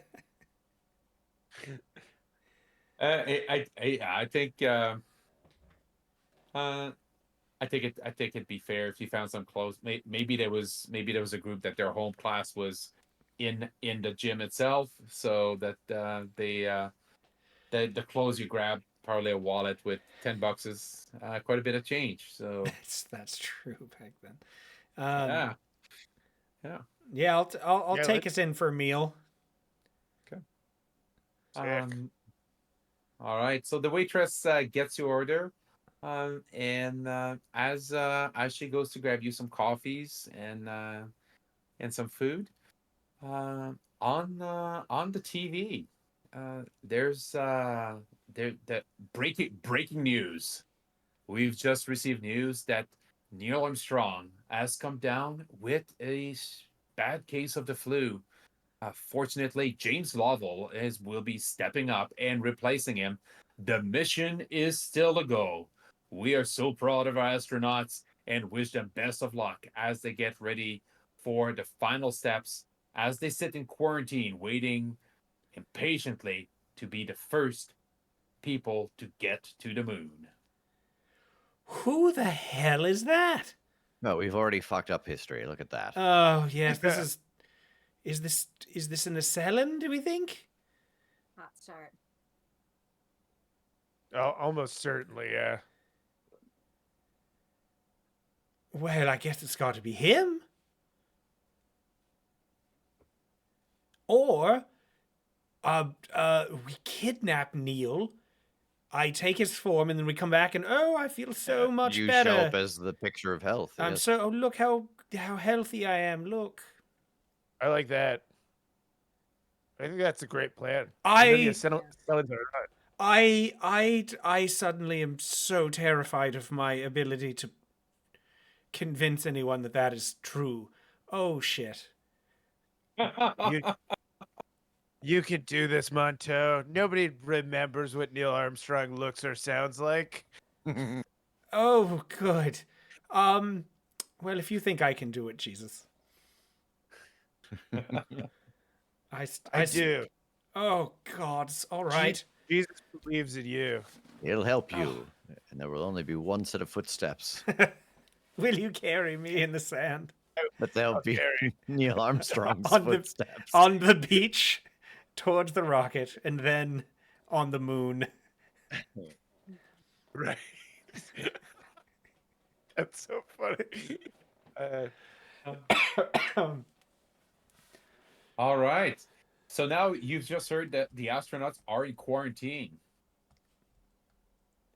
Okay, I'm gonna go up to the lady at the counter, and I'm gonna just be like, "Hey, if we wanted to take, we're from out of town. I could tell from your accent, dear. Thanks. I'm from Canada. My name is Jesus. If we wanted to take a tour of the Kennedy Space Station, where would we get tickets for that? Where's a bus leave from? Oh, well, the bus does stop here, as a matter of fact. Yeah, you can absolutely. This is the last day to get the tours. The base is going to be on lockdown tomorrow for the launch for security reason.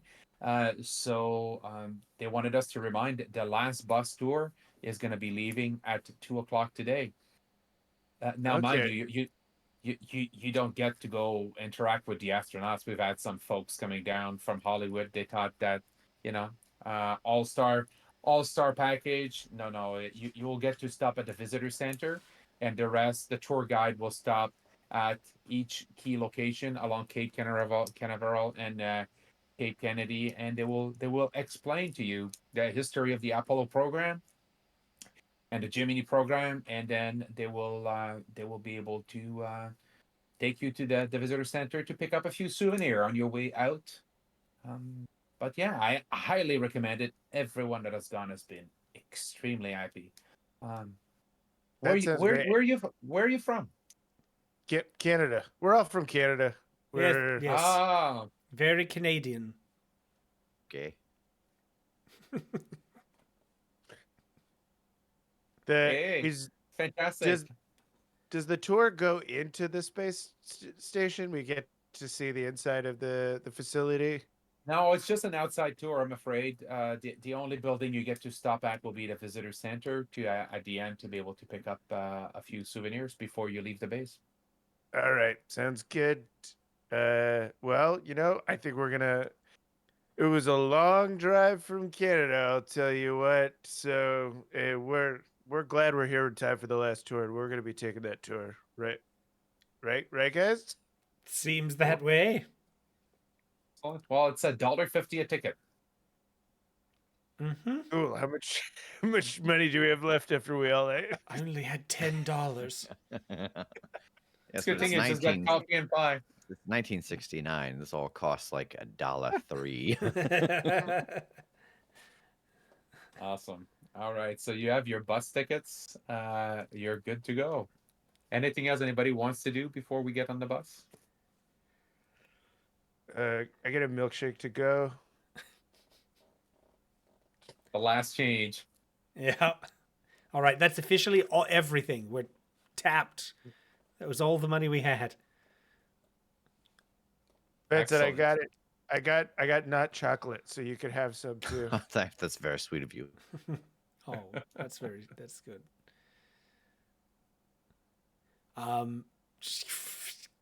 Is this what we're doing? Are we waiting for the tour and then we'll find a spot to like jump off and run? I mean, Yeah, or we just hijack the bus, like Cricket said. Oh yeah, that's true. I mean, either one. It depends on how violent y'all want to get. How many can people also- are on the bus? I mean, it's the last tour. If we're lucky, we could tell people, there's a maintenance issue or something. Ooh, I like that. All right, Try to let's. get them off. Yeah, well, yeah. Let's see what happens, I suppose. All We right. could also potentially sneak away at the visitor center, hypothetically, if we Oh, wanted that's to true. do that. It's good call.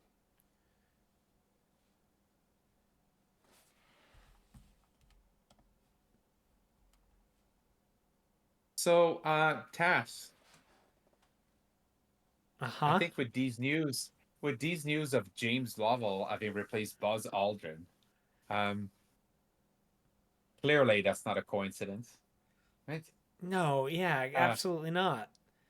Yeah, it's clear that James Lovell is an alien. That's gonna be the high concept of the death trap that's being set for your character. I had a and bad feeling it'd be something like that. yeah. And the trouble that I'm gonna set is like I'm gonna call it. It can't be that obvious. Damn it! All right. And I'm gonna add another aspect. I'm gonna lean on your high concept. You're an obsessive alien surgeon. I'm gonna say,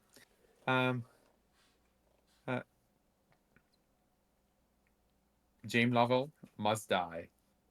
Oh no. Okay. Basically, clearly, you need to rip him open to prove that he's an alien. Oh God, I don't Right? think I'm gonna fight this compulsion. Oh, it's not a compulsion. It's right Oh now. yes, it It's is. not yet, not yet. So that's the death trap that they've said that they're Yeah. playing on you. They know you. They know Dr. Monto. Ah, They know Cricket.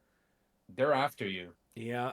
And they've set the perfect trap to attract you. They've made it very, very obvious. Like that's something that you would notice that would be all over the news, no matter where you are. Mm-hmm. Um, and so this is a +7 roll. You're gonna defend with will to see, and right now this is not gonna compel you to do anything. I'm creating some free invokes for later on Okay. once you come in the presence of the astronauts. Okay. Let me get my sheet up here because my physical dice have literally done 3 goose eggs in a row. That's the average in Fate, right? A 0 is a normal roll. That's So true. yeah, yeah. But I'm getting insulted. Okay, here we go. Will, right? Yeah, it's just going to be a will roll Okay. to see how well you defend against this trap that was targeted at you. You did really well. Okay. You rolled a +3 for a total of 5. All right.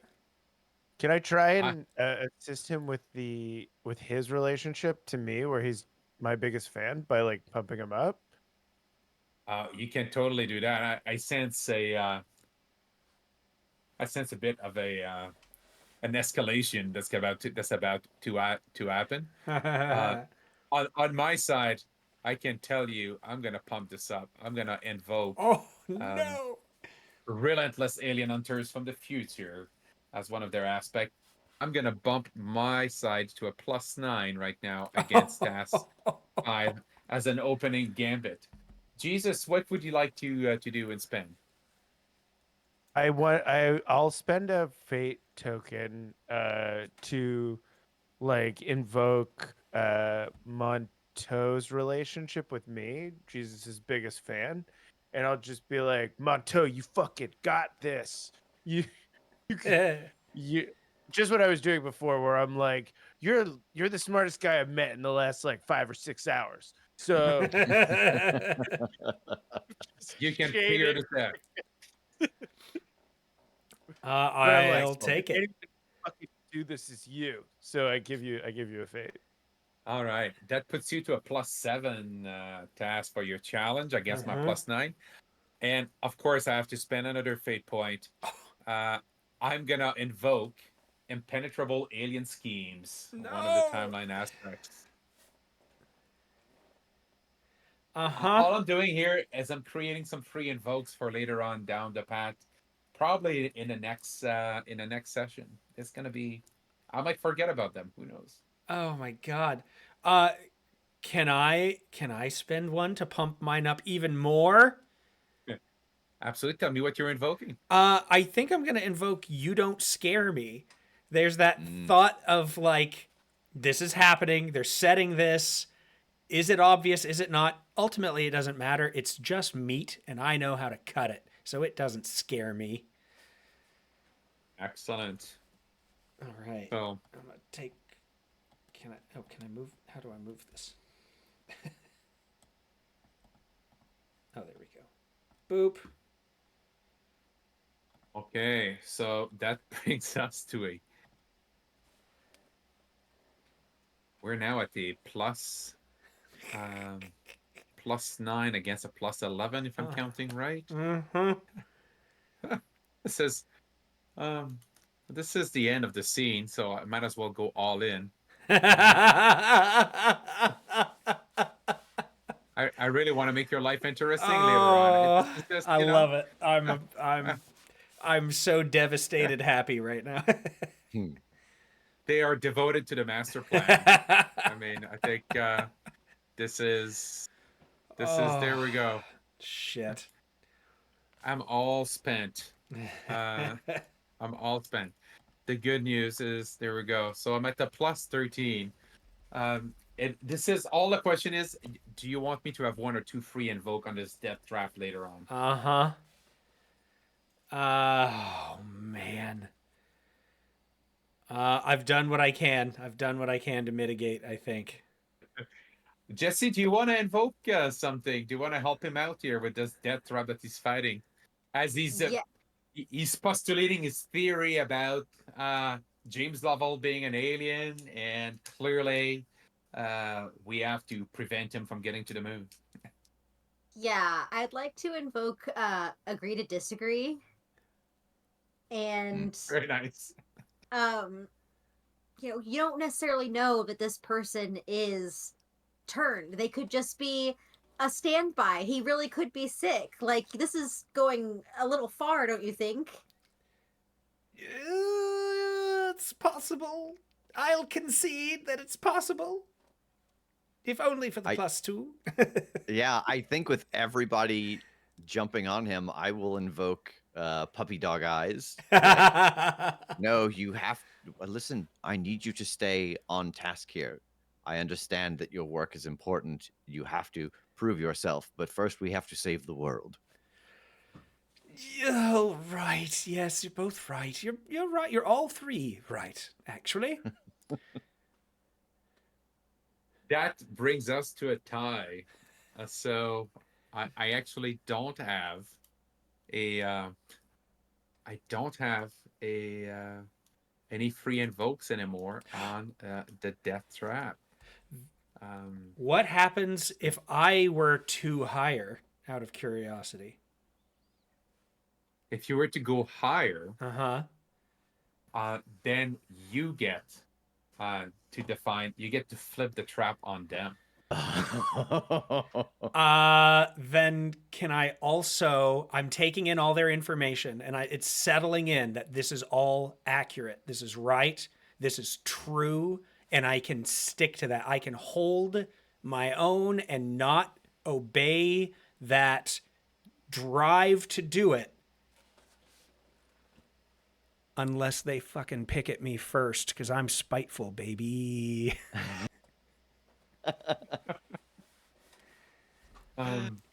Excellent.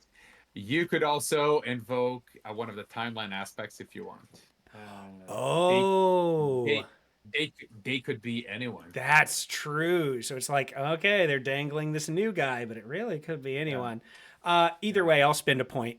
I'll spend a point to jump up. So if you invoke they could be anyone, since you beat them, I will give you a positive tick. That's what it gets you with a timeline aspect. Yeah, let's go. So there's been a flurry of fate points dropping in roll 20 here. I think True. I think I've kept track of all of them. Yeah, I in the math, as I didn't try. I guess from just under the blue, weren't they already at 13 before the puppy dog eyes? I kept the ticks for how many fate points I spent and how many days spent. I lost track of how high that got us as a score as we were adding up. We rarely had that eye up in. I think the in end series of score invoke. was 13 to 15. I think. I think so, and Because then we each spent 1 and Cass spent 2. Yeah, and you spent 3. Yeah. So you passed me. You passed me up, and so now, so tell me, what does this flipped around trap sounds like? You get to define the trap for the alien, and how appropriate with how vindictive you are. You get to give it a high concept, and you get to give it a trouble and another an extra aspect. I feel like it should be something. Help me out, y'all. I feel like it should be something like only a matter of time. Like, we know that they're trying to spring something here. They tried to get our attention. So it's something like that, or like we see it coming, or do you know what I'm getting at here? Yeah. A 180. Ooh, yeah, okay. Because it feels like the trouble is something like overconfident. Like they're so sure that they know and they're smarter than us that they couldn't possibly get fooled. Yeah. Card sends it back. Well, it cut out for me for just a second. That card in Uno that Oh, like sends it back. yeah. Reverse, Uno reverse, reverse. reverse Uno. Yeah, let's call it that. Reverse Uno. Yep. That's a winner. So basically, you're gonna flip it on them. What could be a trouble with your reverse plan to get at them?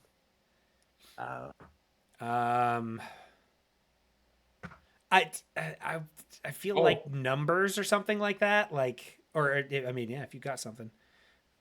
They know, we know, they know. Right. Yeah. Yeah, that's good.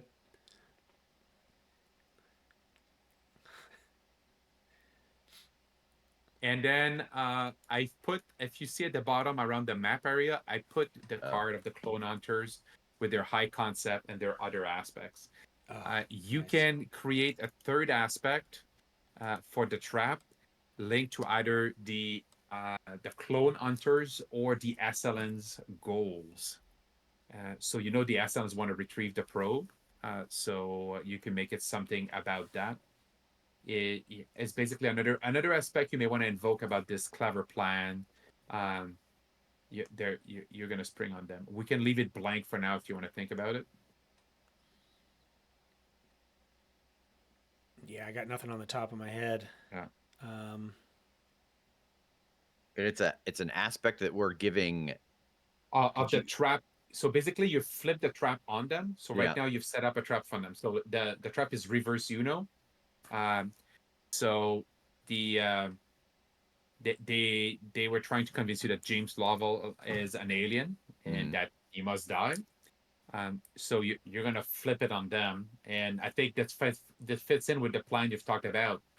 Dr. Monto is about to take the personality of another astronaut, right? Is that what you're going for right now?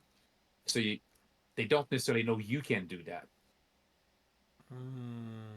because and so you're that, I think that's kind of the reverse of the trap. The trouble is that because they can see across space and time, they kind of know that they know that you're coming. Yeah. And so then the other is there something else about this trap, another element of this trap that you're planning to spring on them? Along for the ride? Maybe something like that? You're planning to go to the moon with them. They're not suspecting that. They think you're trying to stop them from going to the moon. Yeah, that would make sense. It is that idea of the that trouble aspect being of them knowing, but not just because you're about to get in a fight doesn't mean they know how we're gonna get into this fight. Yeah. I like that. All right. And you get a free invoke on this on top of it. Hell yeah. Because you spent all your fate point defeating me on this. Well done. But did you know I knew you knew? Yeah. You're the first group that flips a death trap on me. So well done. Oh my gosh. Oh, nice. Never go up against a Sicilian when death is on the line. And is the death trap, that's a stunt that you created for them, or is that a mechanic in? It's a stunt I created for them. Okay. And it just, that way, for you as players, you're walking toward a trap. Your characters don't realize it. Sure. And so the mechanic part we just played here, as you influence and shape the things, is that as Dr. Motto is pulling out the red string on his board and he's talking about his mad theories about what this could all mean, you've kind of figured out the lines between the scheme, and it kind of makes sense because you're getting more corrupted. So you've started to all connect a little bit to the hive mind. So you're starting to pierce beyond the veil to figure out what they're up to. Hell yeah. Okay. And I'm going to give you a tick for that because you have defeated their trap. Woo. So that's a positive tick toward another positive ripple. Teamwork. Was there, I'm trying to, if I understand this right, is there another tick because he invoked a timeline aspect? Yeah, I had marked one. Yeah. I lost track now. I don't think I marked the second one after. So in case of doubt, I'll give it. And Nobody in the that chat means. is nobody in the chat is contradicting me. So, so in case of doubt, give it to the players. So now you have 2 positive ripples that we're gonna work through at the end of the mission, and 1 negative ripple. So you're changing things in the timeline. Things are definitely moving along, and part of, because you showed up, you intercepted the men in black. Now there's a new astronaut that's part of the mission, right? So you can see all of these things are happening, and you're starting to set things in motions that will have a significant impact to what happens in that fateful day of 1969.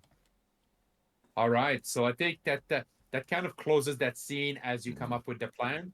The bus pulls up, and I think we see the scene fade to black as we see you getting on the bus, and says you hear the announcer on the bus says, "Welcome to the Cape Kennedy tour. I'm going to be your tour guide today." What? Sully Sullenberger? Scene What? there. Gee, holy Anyway, shit! hey, Sully's got a summer job before he goes to the USAF Academy.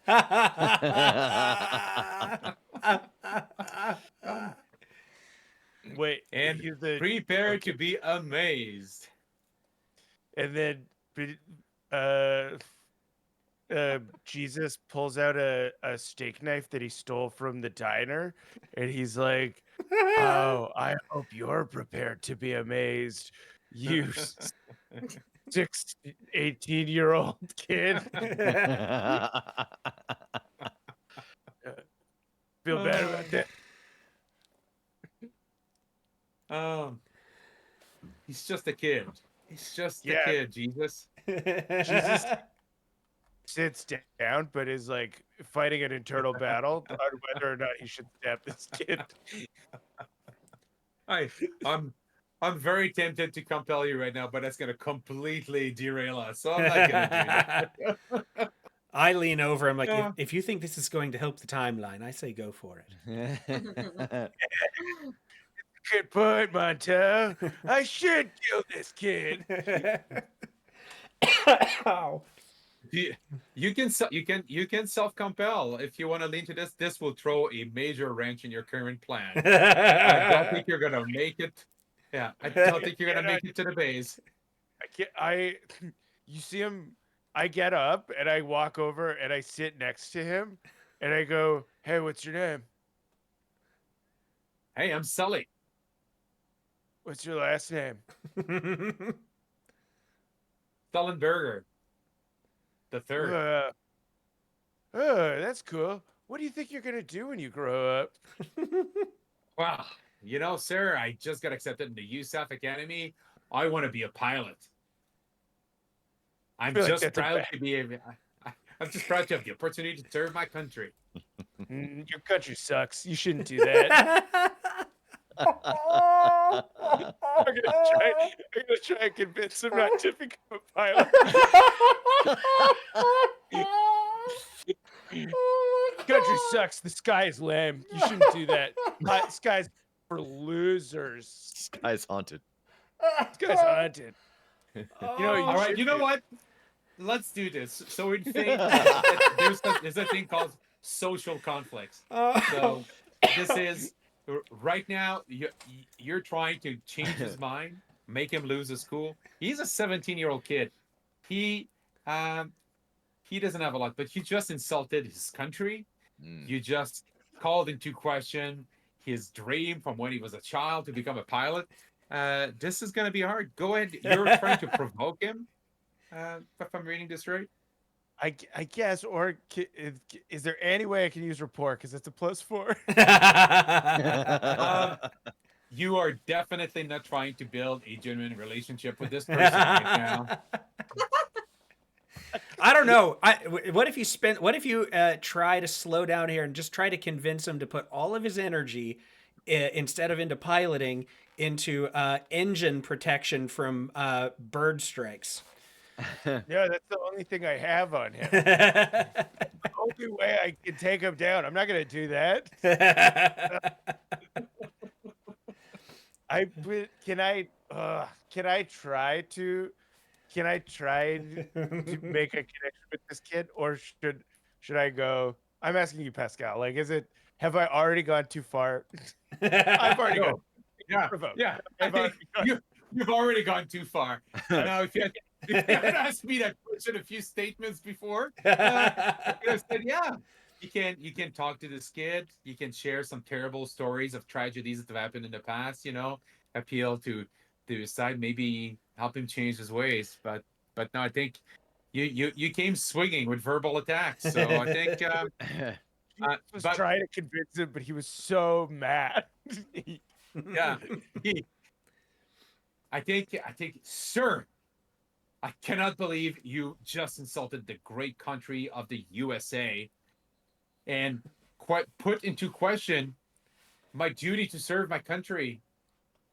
How could you?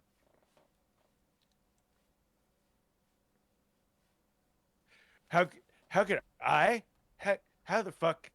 How? Hold on. What would I say to this? How could fuck- you? How could you?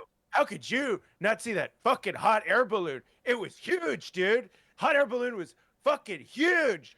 How do you hit a hot air balloon? You have the whole sky, dude. You have the whole sky. How do you hit a multicolored hot air balloon? Having a flashback because the last thing he saw before the hot air balloon went down was Sully Sullenberger's face in the cockpit. So just bring him. All right. So let's Oh. roll me your provoke, and then let's see how that's going to conclude, and then I will narrate how poor Sully is reacting. Okay, What was the look on Sully's face when you saw it in the cockpit? Was it like, or was it like it was maniacal it was laughter? he was laughing really hard, but Oh, in the no. investigations that I did afterwards, it wasn't about hitting the. He Oh, I was see. watching the in-flight movie, which was Something with Tom Hanks. yeah, I see. it was big. He was watching Big. He thought it was so funny. He Yeah. got distracted, took his eyes off the sky. Can I use an invoke of one of my aspects to Oh, give myself a let's plot? roll. Just Let's roll. roll first. Let's roll first, Okay. and after that, you can start invoking. I All got a right. 3. So he's got a 3 on his provoke, and Not bad. Sully, I don't have a character for Sully. So we're gonna, That's I fair. didn't think we were gonna go that way. Yeah. On Roll20, so, do you know the difference between when it shows the results of the dice and the total versus it just shows the total? Like, is that clicking on a different thing or? So when you click from your character, so you can see Abdul is using the macros that are popping up. So that's why it gives us a full breakdown. For you, when you roll from your character sheet, if you hover over the dice, where like if you look at Dr. Monto will check, Mhm. and if you put your cursor over the 5, it will give you the breakdown of the 4 dice result and all the bonuses that were applied. Okay. And so I think I'm going to tell you what, Sully is pretty willful. He's got great dreams, great plans. Yeah, let's see how he rolls. But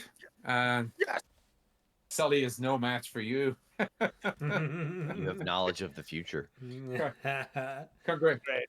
Yeah, I think he's very unsettled, and he probably recognizes your accent, and he starts yelling at you. I cannot believe you're insulting us, you crazy Canadian. I don't care if you got a ticket. Get off the damn bus. And right now, I'd say with a shift of 3, that's enough. He He's just a minor character. That's enough. That's enough to defeat him. And by him losing his control, he forgot that he's got his finger on the mic still for the tour bus, and he's yelling this into the mic. And there's a couple of elderly people in the back that didn't hear what you were saying to him, because you went right up to him and you're probably, just giving it to him. And I screamed so close to this child's face. Screamed right in this child's face. Yeah. and so he starts yelling all these insults to you in the mic, and the bus driver hits the brake. Says, "Young man, you just lost your job. You're getting off the bus." And now here's how something absolutely tragic happens. Due to this, that bus driver and those people in the back write a letter of complaint. Sully's acceptance in the USAF Academy gets rejected. Oh no! So Sully never becomes a pilot, and on that fatal day, the entire plane crashes, and there is no Sully Sternberger at the controls to be able to save them and do that miraculous rescue. Wait, my fiance still dies, but also the plane crashes into the Hudson River. Both things. Yes. Yeah. Well, maybe And that's what you get for succeeding. Maybe maybe your fiance survives.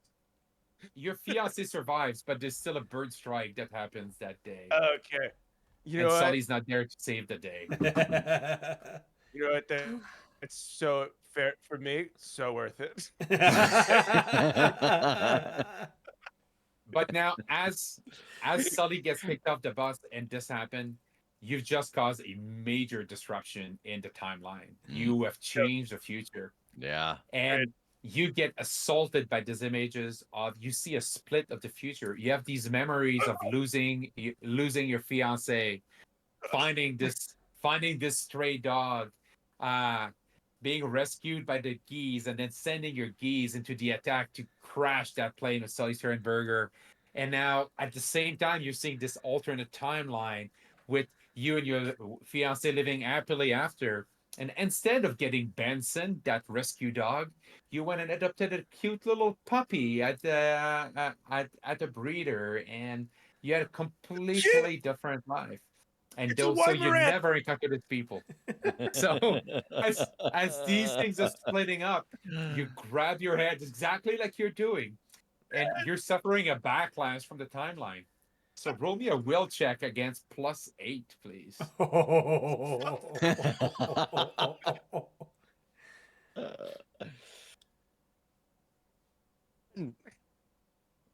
So you suffer 7 points of mental stress as you're grabbing your head. Is that the blue or the It's the blue. red? Yeah. That's the blue. How's that even possible to it? Because I only have 4. So you can absorb 3 from the blue. Okay. Yeah. And that leaves you 4. So you're gonna take a moderate consequence out of this. And Okay. What are we gonna say? We're gonna call this maybe dual reality. Okay. Wait, so does my mental stress, does that go down to 0 now? Your mental stress goes down to 1. What? Okay. And the additional 4 points are gonna be dual future with a free invoke on available to me. Oh, fuck. Yeah. Thank you for this. This is awesome. God damn it! I'm just like whispering to the other two. I think he's freaking out. But all is not Why lost. is that kid crying? Abdullah, this is definitely a self-compel. You did not need to make your life hard like this. I know. Into it, so I'm gonna give you a fate point for that self-compel. Okay. However, I'm gonna I'm gonna immediately spend the fate point to get everyone on the bus to chant "loser" at Sully's drive Imme- away and leave. Immediately spend the fate point to get some geese to dive bomb him. Yeah, and I spend my 2 fate points. 1 to get the entire bus to chant "loser," and then 2 to get a goose to come out of the sky and dive bomb. Oh, cool. That's so funny. Oh. Oh, seriously. So, Why is there confetti? That's what, on that note, this, uh, as we approach, as we approach, are you actually summoning your geese to do so? no, I can't take corruption now. It'll fuck everything up. Can I spend it? Can I get everyone to chant "loser" though? Yeah, yeah, totally. After you spend that fate point, you can totally do this. Okay, there we go. Done. Excellent. And we see you riding on the bus, entering Cape Kennedy, as you're getting toured around. Um,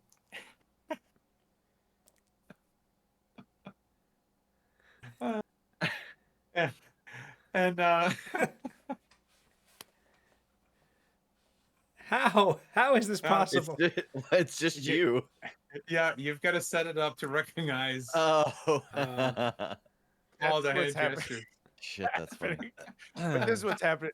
All of this is what's happening in my head. Yeah. I'm so fucked up now. Yeah. And the last thing we're gonna do is, as we finish this scene, you kick Sully. You kick Sully off the bus. The bus driver now has to give the tour. He's a little bit distracted, is what I will give you. My question to you: at what point do you try to get off the bus to sneak into the bays? Do you try to get off the bus when it's rolling, or are you going to try to break apart at the visitor center? I think visitor center, it's like we could do it a little more naturally. All right. So as they're touring you around, I think that they're giving you an orientation of everything that's around the base. The bus driver is pointing out, and as you can see over here is the launch operation center of the Kennedy Space Center, where all the magic happen as they will help our astronauts launch, and if they lose consciousness, to make sure that separation of the launch vehicle is happening and they have a successful journey toward the moon. Over here is the operations support building, and as they're pointing out, this is the vehicle assembly building where the Apollo 11 and the Saturn launch vehicle were all assembled. And finally, over there, where I'm not allowed to drive, is Pad Alpha, where the Apollo 11 launch site will be taking off tomorrow when the Apollo 11 will be pulled off from the VAB up to Pad A. And finally, ladies and gentlemen, welcome to the Visitor Information Center. I hope you enjoyed this tour. Please ensure you buy lots of souvenir and don't hesitate to leave a tip in the jar at the front as you disembark. We will be stopping here for 15 minutes, after which we will be taking you back off the bays and back to Indianola. And I think what we'll do is I'll just make you do the role the role of you trying to get away from the visitor center, and we'll end it there. So describe to me how you try to sneak out of this visitor center without getting noticed.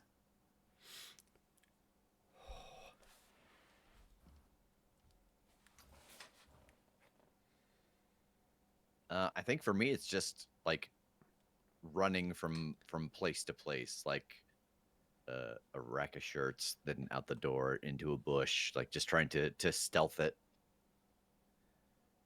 Okay. Go ahead. You go. I'm just going to. I can't imagine that I have anything good for this, but So I'm just gonna kind of loudly be like, I'm gonna smoke for a little bit, and just stroll outside. all right, I'll make you do a couple of rolls as we finish this up. Jesse, what does Cricket do? Um, you notice some little NASA badges that people can buy at the visitor center. Oh shit, that's funny. I'll go do that. All right, all right. I'll go do that with the $10 that I found in my gym shorts. Oh, so you that had that the no- whole There we time? go. The whole time? All right. You buy some badges that will fit very convenient, maybe a couple of bobby pins to conveniently fit on your lab coat. And I will also buy and- Benson a little doggy bandana that says NASA on it. Oh, Very Nice. lovely. Very nice. Oh, cute. And Jesus, what's your great plan? He grabs he like I think he starts chatting with one of the guys that are doing like kind of manual labor. And then as we're kind of talking, I'll be like, man, these fucking nerds you have to work with, that fucking sucks. And then as we talk, I go, anyway, I'll see you later. And I take his hard hat and his like high vis vest, and I just start like walking out into the restricted area like I'm supposed to be there. All right. So I would say so that for the three of you, you're definitely trying to deceive there in different fashion, right? So each of your different approaches of far as looking like you belong with the NASA badge, going for a smoke break, just basically trying to confuse the bus driver of getting on the bus, then getting back off, and things like that, trying to hit with the maintenance. So let's do the three of you first on how successful you are in deceiving people. This is just going to be a +2. I think there's a lot of tourists coming through, and who would try to sneak up on a military base, really? Really? So you can go ahead and there we go. There we go. So Dr. Malco rolled a -1, a poor result. Jesse for Cricket rolled a 1, so that's not bad. And this is where the regrets from spending all those fate points to overcome my death trap may come into play. We'll see. And let's Rev. Why don't we have Benson go ahead and roll his stealth, because you're trying. You're just a dog. You're going around, but then you're trying to disappear out of sight behind a bush.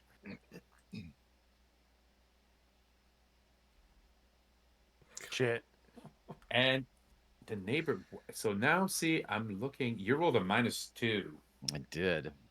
You did. So this is where now you all have to make decisions as far as what you want to do before I narrate how you succeed at a great cost. Can I help Benson and just get him? I do a whistle and I go, kangaroo time, buddy. And I want to invoke the I love Benson and get him to jump up into my jean vest. Absolutely. Okay. So that's one. Okay. So you can pay Makes your it fate look point. like I have a big belly. Yeah, you can pay a fate point for that. Okay, cool. Oh, There you go. man. And so Benson is good. Benson is tucked away, and people have lost track of the dog. Everybody's assuming that someone else is taking care of the dog, and they're not going to account for it. Okay. What about the three of you? I'm a little. Go ahead. I'm inclined to. Oh man, yeah, I'd have to use a couple, and I don't know how to justify two things. Maybe I'll try a re-roll. Sure. With so, you don't. what would you like to? Maybe you don't scare me again. Like again, this is kind of just that feeling of like I don't. They don't. who cares? I'm not worried about these people and their opinion of where I'm going. So yeah, I'm gonna go for a smoke. Like it's just that, like when you walk, like you know where you're going and where you're supposed to be. Yeah, It seems more natural. absolutely. Ugh, Okay. okay. Well, I'm So just let's gonna. do a reroll. And Dragon Knight is reminding you, use timeline aspects if you can. And yeah, you can. Uh, Abdul, I'll take that. Dragon Knight mentioned, hey, you should have a free invoke on the distracted bus driver. So that works. That works as well. So there we go. Tass, Oof. your smoke break totally worked for Dr. Monto. Um, as you go out and you are asking for people for cigarettes and you're going around, next thing you know, you're behind the building and no one sees you. Whew. Jesse, we're gonna keep you for last because I think Jesus, I'm gonna give you that free invoke on so that you don't succeed at the minor cost with the distracted bus driver if you want. Since you were the one interacting with him and all that, and I think you talked to you probably had a chat with the bus driver after. Tell us what that looks like on how Uh, you're I did roll a 2. Wasn't the difficulty 2, or do I have to beat it? yeah, actually, so if you roll a 2, we could leave it for Jesse. Actually, that's true. You succeed at the minor cost. Oh, I see. I succeed at minor Yeah. cost. Yeah, I'm happy to do that. And Jesse can use the invoke. Okay. Mm. And Jesse, with let me go back to what you had rolled. You had rolled a 1. So with the free invoke of the distracted driver that lost track with not having, usually I think it's the tour guide that's doing the count of everybody. So he kicked the kid off the bus. He didn't get his count. As he's checking everybody, he says, "Is everybody here?" I think you see him get back on the bus. Everybody's there. All right, let's go. And the bus pulls off. We see, we see the 4 of you behind the building, and I think Benson sticks his head out of the jacket and says, "What now?" And the camera's gonna fade to black. And we're gonna meet back next week as you enter the Kennedy Space Center. At least now you've had a recce of the place. You know where the buildings are, and you're gonna have to figure out how you get to the astronauts. Nice. All right, everybody. Well, remind us where we can find you. Pascal. All right. So again, Pascal, you can find me at Spotless Dice on all social media or spotlessdice.game, and on Blue Sky, PG-YYZ, or in the US, I guess, YYZ. Abdul. I'm Abdulaziz from Spelt Lore, so you can find me anywhere at Spelt Lore, almost most places, or you can just download the podcast to listen to it. Or if you want more of an 80s vibe of a podcast, we have a second podcast called Mallbrats, which is a lot of fun as well. Jesse. I am Jessie Sky. I am part of the Crit Crew Discord. I'm also on Fuel for Thought and Kick Some Ass. Cass. I'm Task Q, all good, and you can't find me. You can't find me. You can't find He me. doesn't know how social media works. You don't know. I don't know. We don't know. And I am Rev. And if you have tuned in late, you can go over to YouTube tomorrow to find this episode and all the previous episodes, as well as all of the previous stories we have done on the Omniverse Chronicles, and the ones that we will do throughout this year will be posted there as well. And then, boy, we're getting bad at doing this because we've changed our format on the podcast that we used to record the episode, and then a couple of weeks later we'd record an intro, so that those two things were not recorded at the same time, and now we're doing more of a internalized thing and kind of making them evergreen, so we aren't doing announcements and stuff in the intro anymore. We got to like make actual commercials. So yeah, we're gonna do, as always, the Crit Show Creations contest. The deadline will be May 30th. And as just a reminder, as previous years, it can be anything related to our shows in any way. Just show us your skills. You know, we've had people send baked goods before. We've had people write the pilot episode for a audio drama that ended up getting picked up by us and turned into a full audio drama, which will be out soon. We've gotten tons of fan art, creepy dolls, whatever it is that you enjoy doing, that you're good at. Create something, let us see it, and we'll enter your name into a contest for a drawing for just a bunch of goodies. So the deadline for that will be May 30th, and I will create a commercial shortly to put that out so that everyone knows, not just those of you watching now and on YouTube. So with that, I believe they will be back Thursday for Mystery Detectives, and then we will see you next Monday for episode 3. How high is Dr. Monteau? It works on 2 levels because he's going to space, and Tass will be drunk. See you next week.